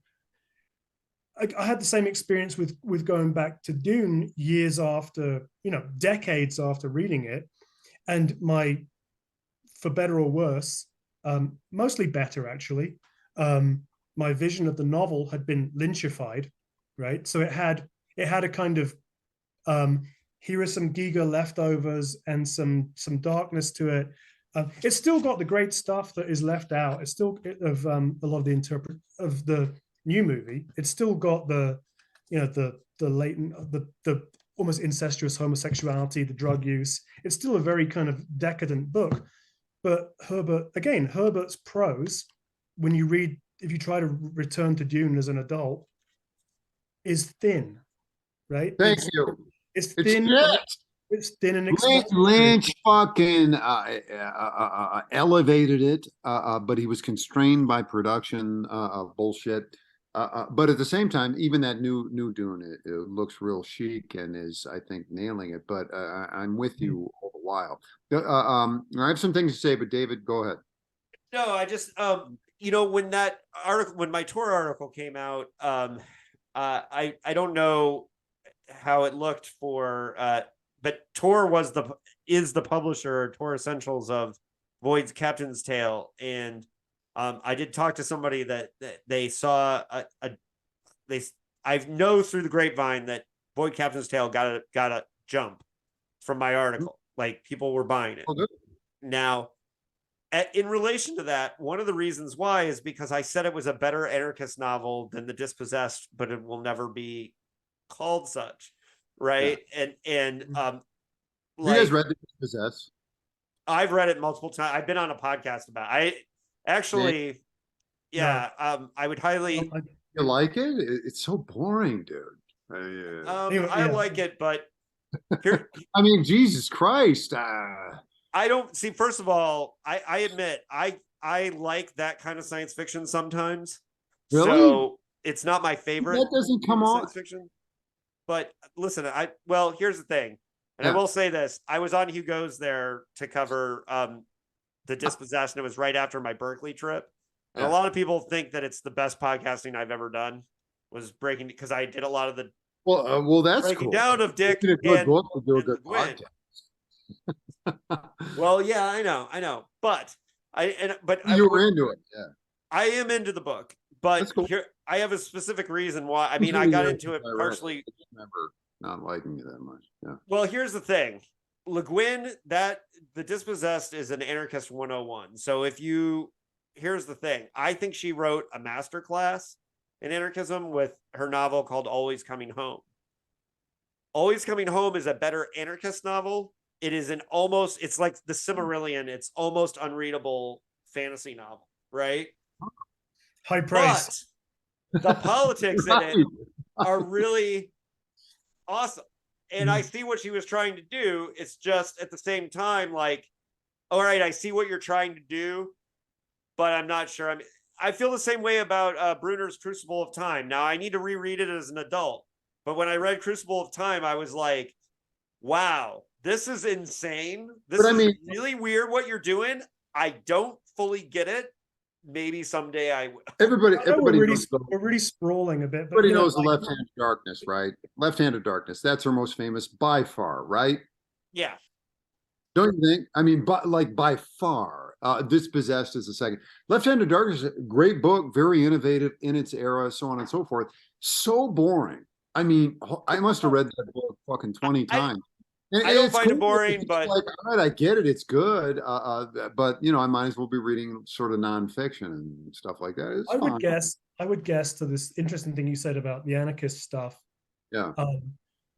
I would guess that The Ones Who Walk Away from Omelas is one of the most anthologized short stories, the Leguin story, right? Yeah.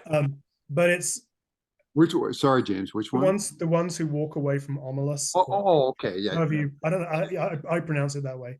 But essentially, it's a great idea by William James. Yeah. But Oh, and she was pulling from James for sure. right, yeah, I mean, and it's got the epigraph. It's fine. It's a great idea by William James. But hold on, I don't want to. Did you I guys don't want to know? come I don't across know. as if I'm bashing Leguin. She's really important, a really important science fiction writer and feminist science fiction writer. She's fucking awesome. It's great. It's just fucking boring. Sorry. But By the everything. way, the ones who walk away from Omelus, Star Trek Strange New Worlds basically remade it as an episode of Star Trek this last year, to the point where people were like, the Leguin estate should sue them. No, the William James estate, if it wasn't pre-copyright. That's what I was going to say. Leguin deserves every bit of accolade she's ever gotten. I'm not. Well, first of all, I'm definitely not anti-Leguin. I just personally find her less interesting than Dick. Me too. I can't not compare them when they graduated from the same high school class at Berkeley. It's hard for me not to compare them for that reason. But all right, to tie it back to, so we know that the Voice Captain's Tale got this bump partially because I made the comparison to the Dispossessed. So what's the way we can sell people on Galaxies? What's the thumbnail that we can do for people that like, well, what do we compare this to? What do we, to bring this home?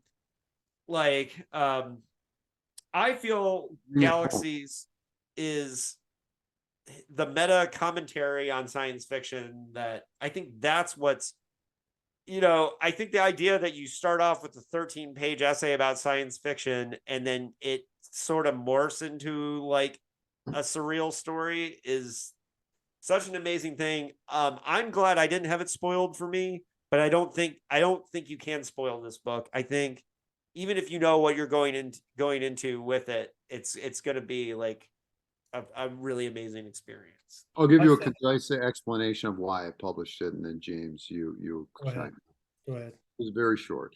So Malzberg, as you say, David, absolutely is reconnoitering in his era the science fiction genre and making commentary on it.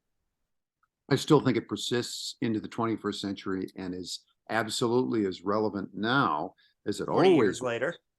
In terms of especially in terms of what would be science fiction authors. I have no idea what people are doing now who are pursuing careers in science fiction writing vis-a-vis certain publishers. I have no idea what that's like.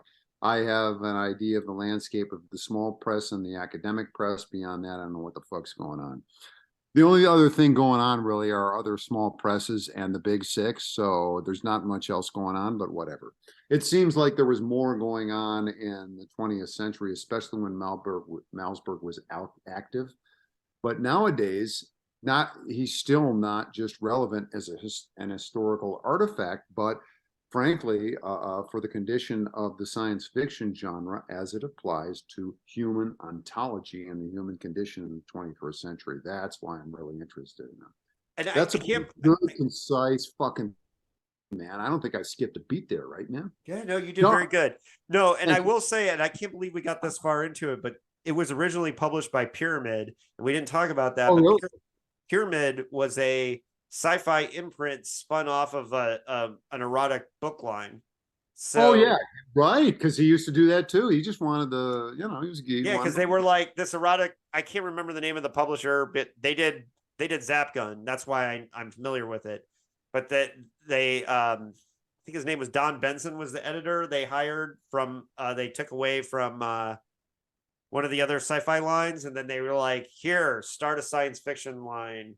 And like one of the first books they published was Zap Gun, and they were paying for outlines, and that was like a big deal. So the alternative between the 20th century and Malzberg is 21st century and Lana Rhoades and other really wonderful porn stars who provide men with lots of but seriously, there was no fucking internet in the 20th century, right?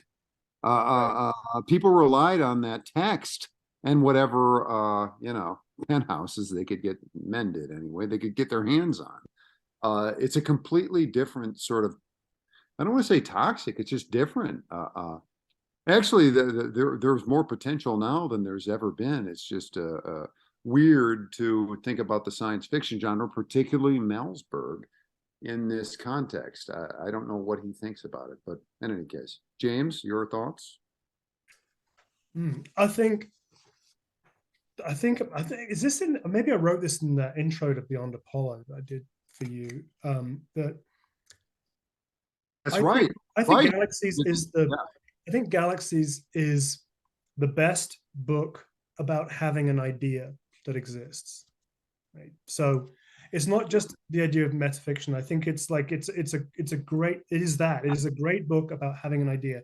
And I think also that, just get back to the this notion of sexuality.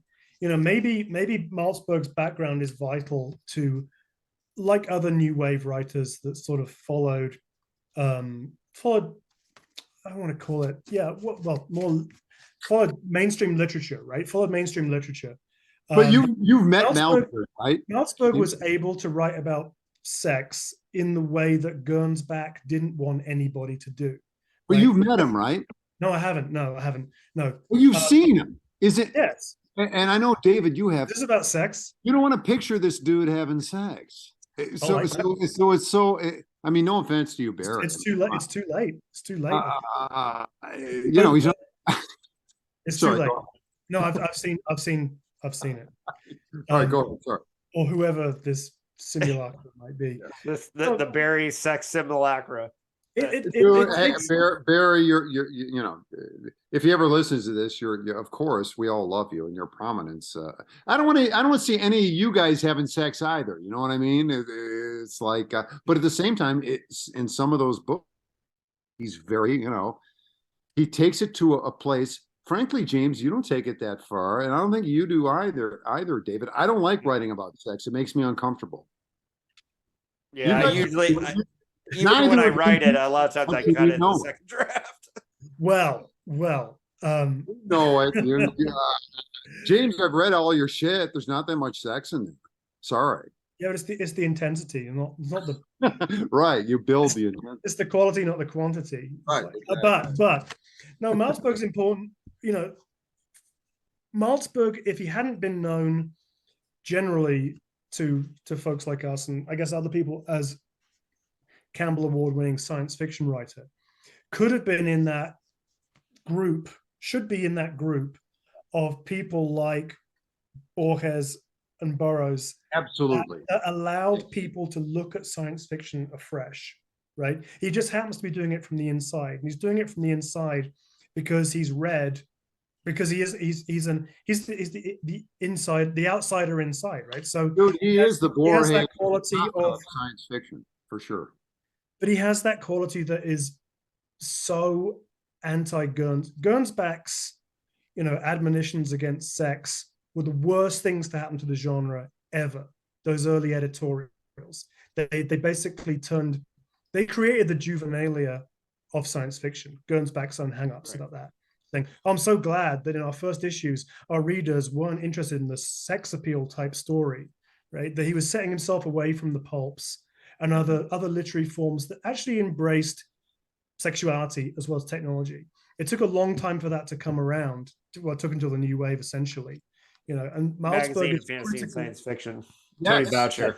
Malzberg is critical in bringing back, as he says in Galaxies, actually, he's kind of critical in bringing back those things that are existential, those things that are visceral, those things that are literary, they are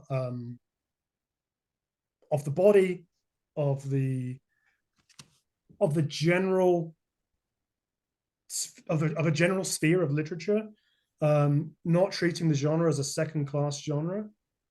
He took science fiction seriously and saw what he could do with it, and I think that's the most that's his great accolade. David, So, why? I have one silly. Wait, go ahead. I was just going to ask what prompted you to do invoke this podcast. Was there something?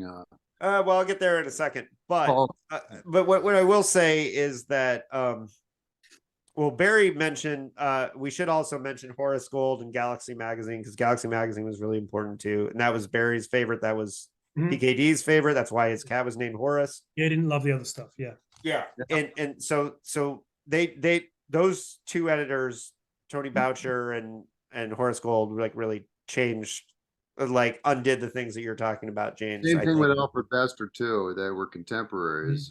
Yeah, absolutely. Like all these voices are really important. So here's a funny way that I would sell people on Malzberg, and one of the reasons why I kind of had the idea to do this.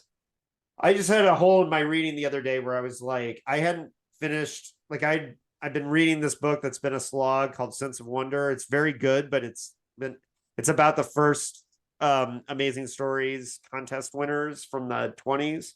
And it's a cool book, and I'm going to do a podcast on it, and I think it's a really good thing, but it's unprofessional writers like that were winning these contests, and I was just kind of slogged down by, like, it's a cool thing that I'm reading, but it was just kind of, I just wanted to read something short, quick, and kick ass. And then I just looked at my shelf and saw Galaxies, and I said, now's the time. And now's the time, and I'm going to do it. And I basically read it in 2 sittings, and I had a great experience. Yeah. But getting back to a couple of weeks ago, we briefly hired at my work. I work with kids with autism. We hired an out-of-work English teacher to come in. What do you do specifically? Like, is it? I'm just a paraprofessional with working with kids with autism. I've done it for 20 years. So, I work with the high behavior kids. Like, okay, that's cool. Yeah, and but for whatever reason, we hired this guy who was You're like a good person. Is that correct? His what? You're like a good person. Oh, thank you. I appreciate that. But we hired this guy who, by the way, was interestingly enough, was the son of a baseball pitcher. Yeah. And he just got a degree as an English teacher. And the very first day we're talking, he's like, oh, what kinds of things are you into? And I was like, oh, well, I do a science fiction podcast. And then he was like, oh, I've read all kinds of Philip K. Dick. And, he's this guy who's just a totally normal dude, English guy, and he'd read like Valis and Man in the High Castle and whatever. And he was talking about how, oh, I love that kind of weird science fiction. And my pitch on reading Malzberg is, when you read Malzberg and Spinrad, you can be like, oh yeah, that's cool, but you should read Barry Malzberg. And you'll look really cool when you're like, yeah, PKD, he's weird, he's cool, but you know what? There's this way weirder, more punk rock guy, Barry Malzberg. So that's my joking way of saying that's something. If you've never read Barry Malzberg, being able to take people like that and say read Spinrad and Malzberg is really fun, because I did talk him into reading Beyond Apollo. And his reaction was, people should read that before Galaxies. They're not going to. Galaxies is like for a seasoned reader of Malzberg or science fiction in general. If you're going to start out with something, you should read Beyond Apollo. Yeah. So after this conversation I had with this guy, and I said, well, Dick's weird, but there's a lot weirder out there. Just don't think he's the weirdest.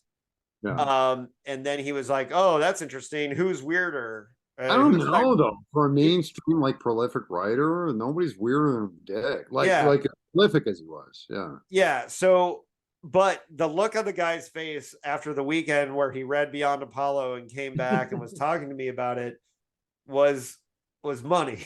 It was great. And it was a thing of, he had some ideas about you. So I'm giving you a goofy, real world like way that you can like be the cool kid, because you're the cool kid when you tell people, when you've read Malzberg, you're the cool weirdo. Like they're like, the people who just know Dick are like the people who only know Justin Bieber for music, right? Like, I know it's not that drastic, right? But Beyond Apollo, an example would be somebody who's like, yeah, I know the Misfits. I'm punk rock. I know the Misfits, right? Don't. Right? What's the landscape going to look like in 10 years? I mean, where's Philip K. Dick going to be there? I mean, eventually they'll continue to manifest his movies via cinema. But I don't know. I mean, Well, and hopefully, hey, as I said in the Kyoto Man, we all live and die and are forgotten, even the best of us. All right. So that's my last question. Then we'll wrap up. I know I've taken a ton of your time. Is how would you let's say Hollywood did come to you and say, like, I want to make a Barry Malzberg, I want to make a movie out of Galaxies. Some crazy person was like, I want to make a metatextual commentary. Would you make it about science fiction movies in the same way this is about novels? Like, Maybe. that's that. And here's the thing: the easy narrative, and I know I said this in my book review. The easy narrative thing, the thing that makes Malzberg kind of special in this is that, like, the typical way to do this is you'd start this off as Lena's story and it would be a twist that it was a sci-fi novel instead of starting off with the notes, right? And maybe that's how you do the movie, right? David, I'm happy you invoked this. I know exactly what I'd do. Okay, I want to hear it. Well, I combine. That's what I would do. I would start it off as a science fiction. I'd combine Galaxies with Apollo. I would maintain a certain low level, those two narratives. Who gives a shit what happens? I'd come up with some sort of coherent plot, and then I'd invoke Barry's absurdist bullshit and have it erupt here and there from both of those novels, and be meta. And I think it would be great. I could write a screenplay that I think would be compelling, and so on and so forth. Nobody's interested in that shit. Anybody that thinks, I mean, as the owner of a TV pilot of Three Stigmata, exactly, I agree. Unless I was going to say, you have actually, I mean, it all matters on it doesn't matter how great your idea is. Ideas can always be tweaked. I have an idea to take a shit, right? That's my idea. That's my pitch. How can we tweak this to make it more interesting? I mean, that's everything. I don't want to tweak it at all. Where you can do that, David, right? Don't you have a contact where you're doing that with the Ubik script? It's not. It's a Three Stigmata. Yeah. With Three Stigmata, excuse me. Yeah. Right. Once you get I mean, that's all that matters. Then you develop shit. I haven't been super public about it until this moment. Ideas matter at all. You know what I mean? Yeah. Yeah, you can edit. Core proto ideas. Who gives a shit? No. I mean, I think that's what for me, the reason why I would change it just slightly and do it is that I think you have to remember the audience of people that are sitting there and the people who look at the screen and say, of course. I mean, you have to think about the people that watched 2001 and say there's no story. And then you start from the aspect of doing a straight up science fiction story, and then you end up with Barry Malzberg as a character sitting in his office typing and talking to the camera about, like, well, we could do this in this movie, right? Because science fiction movies do this, and then you have grumpy old man writer as a character. I'd fucking love that. I would love that as a movie. But of course, but the thing is, you could be as clever and on point and resonant as you want. But of course, it goes to a producer or this, that, and the other, and everything changes. You have no autonomy. Well, you could make Galaxies for a super low budget. You could, because with graphics the way that they are today, three of us could do that. Why not fucking give it a shot? Who knows? Well, maybe someday I fucking will. Maybe I will. I don't think. Serious. I gotta be honest. I don't think unless because I'm friends with James is yawning at us. No, I'm not yawning. No, I was trying to. No, listen to me. He lives out in New Mexico. We could go out to New Mexico, get like a Kubrick-looking fucking vastness, and walk around nude. We could manifest this Philip K. Dick novel. We could get it done. I'm not kidding. I mean, you guys know that. There was Beyond Apollo has been in, a form of pre-production for a while, right? With there's a website. I'm quite good friends with the guy that was working on that, and I think the issue is that it's boring. Nothing happens in the book. Well, not his film in particular. Wonderful because of the prose and the inner space. That's with either I would be interested in trying to take that on and trying to write it from scratch or to see it and see. But James, But here's but the but thing. Hey, I Solaris don't. can happen. Beyond Apollo can happen. Exactly, but James and I can Yeah, write but that was a different time. That was a different fucking way time. better screenplay than that bullshit. That But was a different time, and we there is want the no. name. It's the name that matters. Yes. There's no. There's. And you I too, don't David, see. you know. I don't see us. I don't see anyone.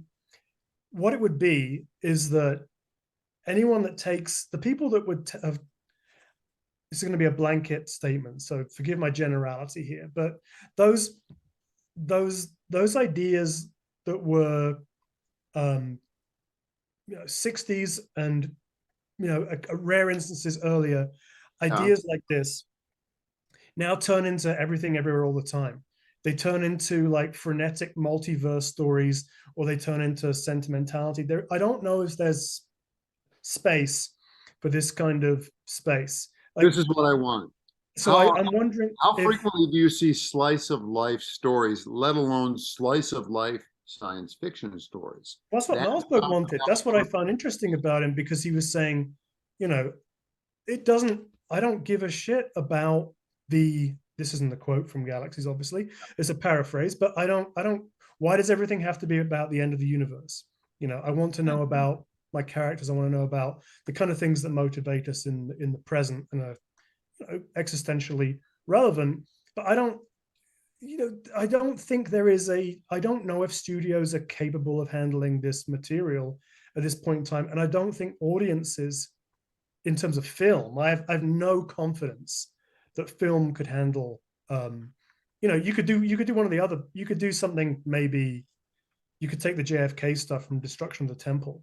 You could do something with that. You could do something with Guernica Night, and it kind of, but it might become Logan's Run. But, but look, and we had a situation. I had a situation last year where, and I'm not going to name names, but you must name names immediately. Who are the names right now? Well, we were working on a classic science fiction work for a little while with me with a team of people, and I had all the people on with Andrew and yeah, I'm not gonna say hey, but we were talking about. I had gotten all the production people. James, how do we get this fucking guy to tell us the name? We had all the production people willing to go with our vision of how we were modernizing the story. And then we had to go interface with the author, the classic author, to get the rights. And you can get one side all on your side, and then the other side, the author's like, yeah, look, everybody's a pain in the ass. That's human. It's a pain in the ass because you can. It's like either you get the studio and the production people to see your vision, and a lot of times you can't get both. It's hard to get both. And we had people lined up ready. We had a project that was ready to go. All right, David, let me ask you this. I want an answer from you and from James. What do you want to do? What's your next really big project that you're excited about? James too, and James after you. Well, I mean, I've got my book from Clash coming out next year. What is the book? What is the book? It's called The Last Night to Kill Nazis. And really? Yes, it's already been announced. It's a World War II men on a mission book with a vampire. Through Clash. It's a vegan, doubtless vampire. No, he's not. He's look. The thing about last night was interesting was it just started as a joke. What a friend said to me, every movie he said. I said some movie would be better with a vampire. I was joking, and he said every movie would be better with a vampire, and I said that's definitely not true. But World War II. Where he on a mission would be, and I had the title and everything, and the next day. But anyways, did you get into True Blood at all? True Blood. What did you like the series? No, I'm not a big fan of that one. But no, my focus on that book was to write. I wanted to write a World War II men on a mission book that would work if there was no vampire. right? Because I'm a big fan of Guns of Navarone, Where Eagles Dare, like all that shit. What attracts you to the why a vampire? Because it's a popular genre. You like what you can do. I don't know. The idea just came. Well, the idea just came to me through that conversation, and then really for me, the impetus of the book was I pictured a Jewish commando getting a phone call in the middle of the night, and him answering the phone and then saying, "Hitler's dead. Goebbels is writing the surrender. We have to go now. We have to kill as many as we can right now." Right. And that the was vampire was a very exciting. metaphor for what for the message you want to convey vis-a-vis Nazis. Well, That's what I'm trying to get at. What is it you want to say? You know what I mean? Well, I want to say I've been angry about the rise of anti-Semitism in the modern Oh, okay. world. Are you Jewish? Oh yeah, yeah. Oh, really? Oh, okay. Yeah. And one of the reasons why I went with Clash on this book and it was important to me is both Yeah. Lisa and Christoph are Jewish. So, Yeah. like for me, a huge part of this book was I wanted to write a Holocaust revenge novel for sure. Yeah, that was fun. And you know, seeing the rise in all this, and a lot of times people, if you're not living it, you don't see it, right? And Totally. and I definitely Fuck yes. Nobody knows what they're doing until they're faced with it head on. right. And I specifically, you know, I have my step brother and my sister-in-law. They're part of the Jewish community that was attacked in Poway here when they had the gunman. Holy right. shit. And so I've had that kind of simmering with me a little bit, and that's kind of where that novel came from. But anyways, that doesn't seem like I don't know. You don't seem like a Jewish. No, my dad. I don't get the sense that you. No. It's like propaganda. No, my dad, my father was uber Jew. And honestly, I get, with all respect, I'm saying I just don't have a lot of experience. James, you might have more than me. Ain't no Jews in rural America. You know what I mean? So I don't have that much experience. Yeah. Well, no. And what are you working on, James? This is a good because I did want to ask this. Like, what have you been working on? I prefer Jews to non-Jews, but whatever. Moving on from me. Anyways, what are you working on, James? Yes, James. I'm working on nonfiction project. Thank you, James. Goodbye. All right, it's been great. No, sorry. No, go ahead. James is working on actually presumably a book for me, but go ahead. Yes. Yeah, that's in progress. That's in progress. So a science fiction book for Dr. Wilson, and but I'm also writing nonfiction book called Wilhelm Reich versus the Flying Saucers, which is the about the last 7 years of the psychologist and experimental biologist's life and his engagement in the deserts of the Southwest with flying saucer. Already. I know, right? Right. So, but it also has a lot to do with science fiction as a genre and the influence of media, the influence of movies, and how they can, to the idea of reading a bit of Larry Rickles. He talks about this with Philip K. Dick, the idea of introjection, those things that we kind of consciously or unconsciously take, keyword for him. attach to the ego, and then project back out into our reality to shape it. So I'm using science fiction, Hollywood film, in a real sense of what happened in Reich's later years is in influencing his ideas and practices. And the idea basically is that it's neither hagiography nor hatchet. It's basically a compassionate look at the fact that, well, if you think these ideas are eccentric, look inward. These are the kind of ideas that might occur to anybody with the same experience. So I'm attempting to fend off some of the idea that, well, okay, great psychologist and then became psychotic. I don't believe Reich was psychotic at all. So I'm making that case. Well, yeah, that sounds very fucking cool. And the project I'm currently working on is my nonfiction book about PKD, but the next one coming out, that was the difference. what I was. Dude, James, how James, far? that sounds amazing, and I can't wait for. Is that your first nonfiction book, or no? Yeah, it is. Yeah. Yeah, that'll be the mine first, too. yeah.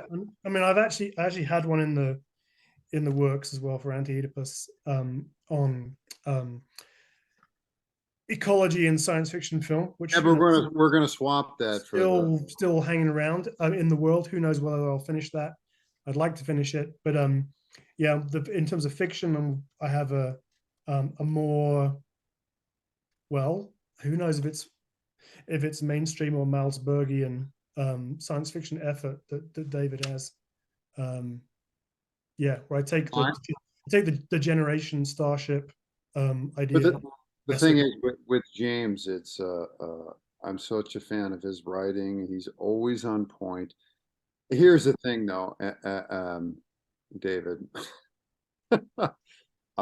Yes, of course, I'm interested in innovative writing via Anti-Oedipus Press, and it's always great. But there are certain authors who make themselves very difficult to work with, and no matter how diverse they are and how great they are, it doesn't. Who gives a shit? Anybody that makes waves, I mean, has no. Get out of this industry. Make a friend to reject, right? I mean, Right. you must just embrace and fuck rejection in the ass. Rejection is your friend. You're going to have to deal with it your whole career, no matter how great you are. Yep. And you can't take it personally. You can never take it personally. Of course. I mean, but it's weird. Like, all of us are veterans at this point. Whatever anybody else says, forget about Big Six. We've been around. I mean, David, come on. When was it that I saw you in Chicago? 2008, 7? No, it was 06. Remember? Yeah, we did a reading together in 06. Yeah. So, kind of a while ago. Here we are, still together. The people that are still around are the ones who are going to hang around. And trust me, I've seen tons of people that have fallen off to the wayside. And yeah, that was my first out of town reading ever. So when was this? That was weird. Did you fly in there?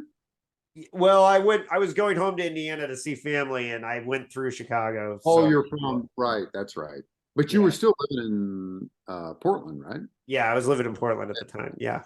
Anyway, who cares? I'm not trying to. No, and that was my first chapbook. So I mean, like. But the more I talk about literature, it doesn't matter in what context. The more I realize, like, okay, we're getting older, and that's fine. I'm not trying to romanticize or I'm not going to announce my. Everybody's announcing everybody's deaths and their ailments and stuff. Forget it. Who gives a shit? But it is interesting in terms of the currents of literature and our industry, and things have changed. They really have changed. I don't want to. What I find myself doing, like Malzberg, is becoming more of a curmudgeon and just like, fuck this, fuck that. I don't want to be that person. I do want to try to keep my finger on the pulse and see what's going on and try to kind of, not intellectually, but in a clear and coherent way, articulate at least what I think what's going on in the industry. You know what I mean? And I think it's important that James and you in particular do likewise, right? I mean, I think what's interesting, David, like you are. How do I put? I want to put this in a. It's not the right word. I want to pay you a compliment, right? But give it to me. You're very positive. All I do is get beat down by. I'm very positive. Well, you have. I think you have an openness to stuff, right? And everything. I've seen your post recently. Like you are a defender of the faith of Star Trek, Star Wars, and recently the Avatar stuff. You have an openness to people think I'm being paid by James Cameron because I've defended Avatar so much. Dude, and I haven't seen that. I haven't seen the film yet. I'm sure I'm gonna love it. I mean, who could fucking I don't care what you want. You can't discount that shit.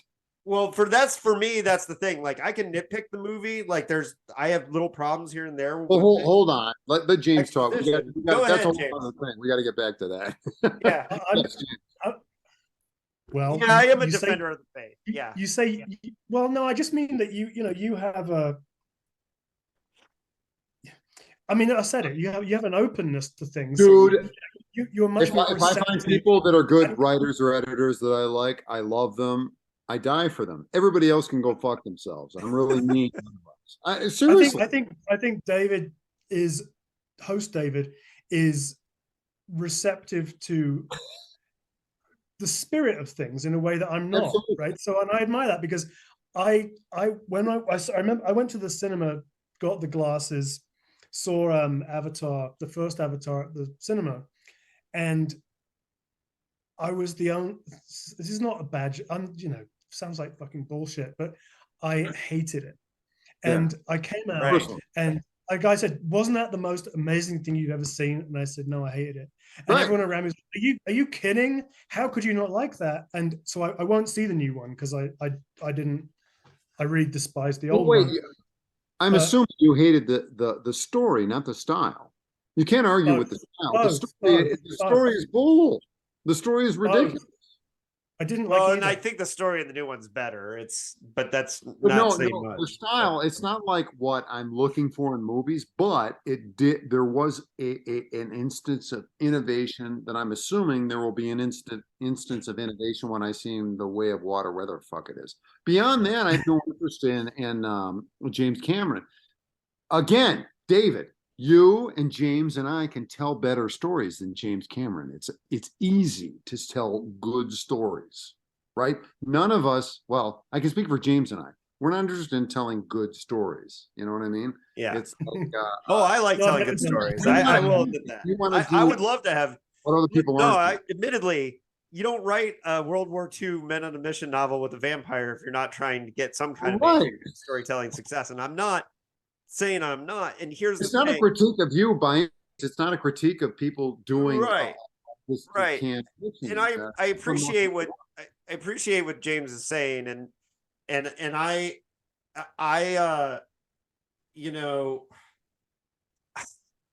look, it's funny how people like get on me on the Avatar thing. Some of it's a joke because I just got annoyed by how cool it became to bash Cameron. Yeah, but I know Avatar. So there was a degree that I was being a little punk rock and being like, "Fuck you! I'll like what I like." It's not judgment. Yeah, and as far as like with Star Trek and Star Wars and those things is like, yeah, I grew up on that stuff, and I can understand when people are like, "I'm not into that. That's not the kind of thing." But for me, that like I like balancing the kid at heart with like the intellectual. That's what I think. That's what I mean about the openness. Like I think James and I are shithole elitists. We expect everything from it. Right? Well, Malzberg thought that Star Trek, which is one of your passions, right?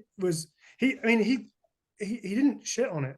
He said it was kind of benign, right? Yeah. I think he said something like it led people to believe that science fiction was more popular than it was, something like that, or that it could be. And Spinrad wrote two. He had one produced. Right. So, but he was definitely less of a fan of, well, to put it mildly, of Star Wars. But yeah. I mean, and Star Trek was one of those proving grounds for all those short stories that became screenplays.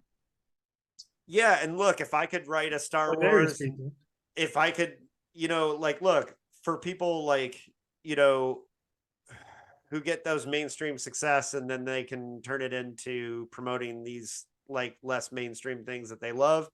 I would love to have mainstream success as a writer so I could turn it around and highlight Barry Malzberg and Norman Spinrad and so on and so forth.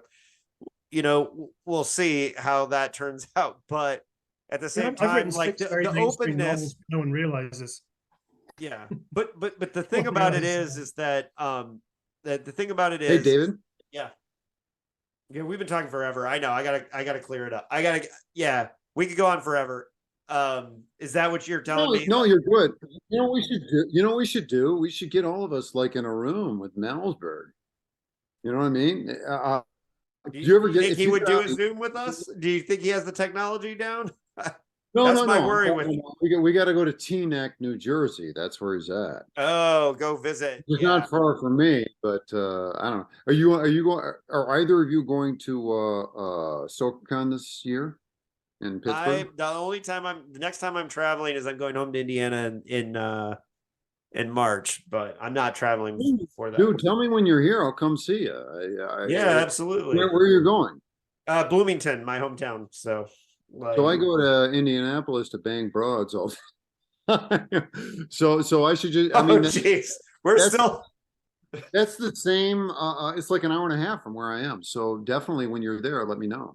Yeah, For sure. no, I went to Wright State, remember, for a year, so I know where you're at. Sure, of course. Yeah, But come on, you've been out in Portland for years. So San Diego now, but well, it's funny because you're wait.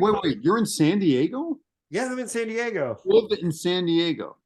Yeah, since 2014. Does your wife like make 300 grand a year? I mean, that's fucking No, expensive. we live in a very small there, place, San Diego. That is expensive, San Diego. Holy cow! Yeah, Never living in the Midwest, it's very cheap. Yeah, literally, right, now, I can tell Professor Wilson has had a couple of those ales at this point. I have. Let's tell the folks how they can find you, because Yes. we're still recording. Starting with David. I am. What am I? My name's D. Harlan Wilson.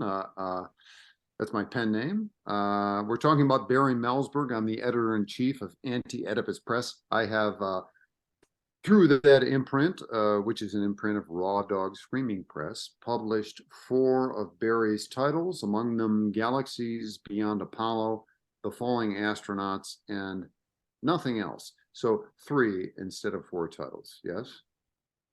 I thought you were going to do The Men Inside at some point, weren't you? Or is that the next one that I would like to do is Harabit's World, okay, which is even more meta than Galaxies, but we'll see what happens. Yes. yeah. And semi bourbon ale rant. And James.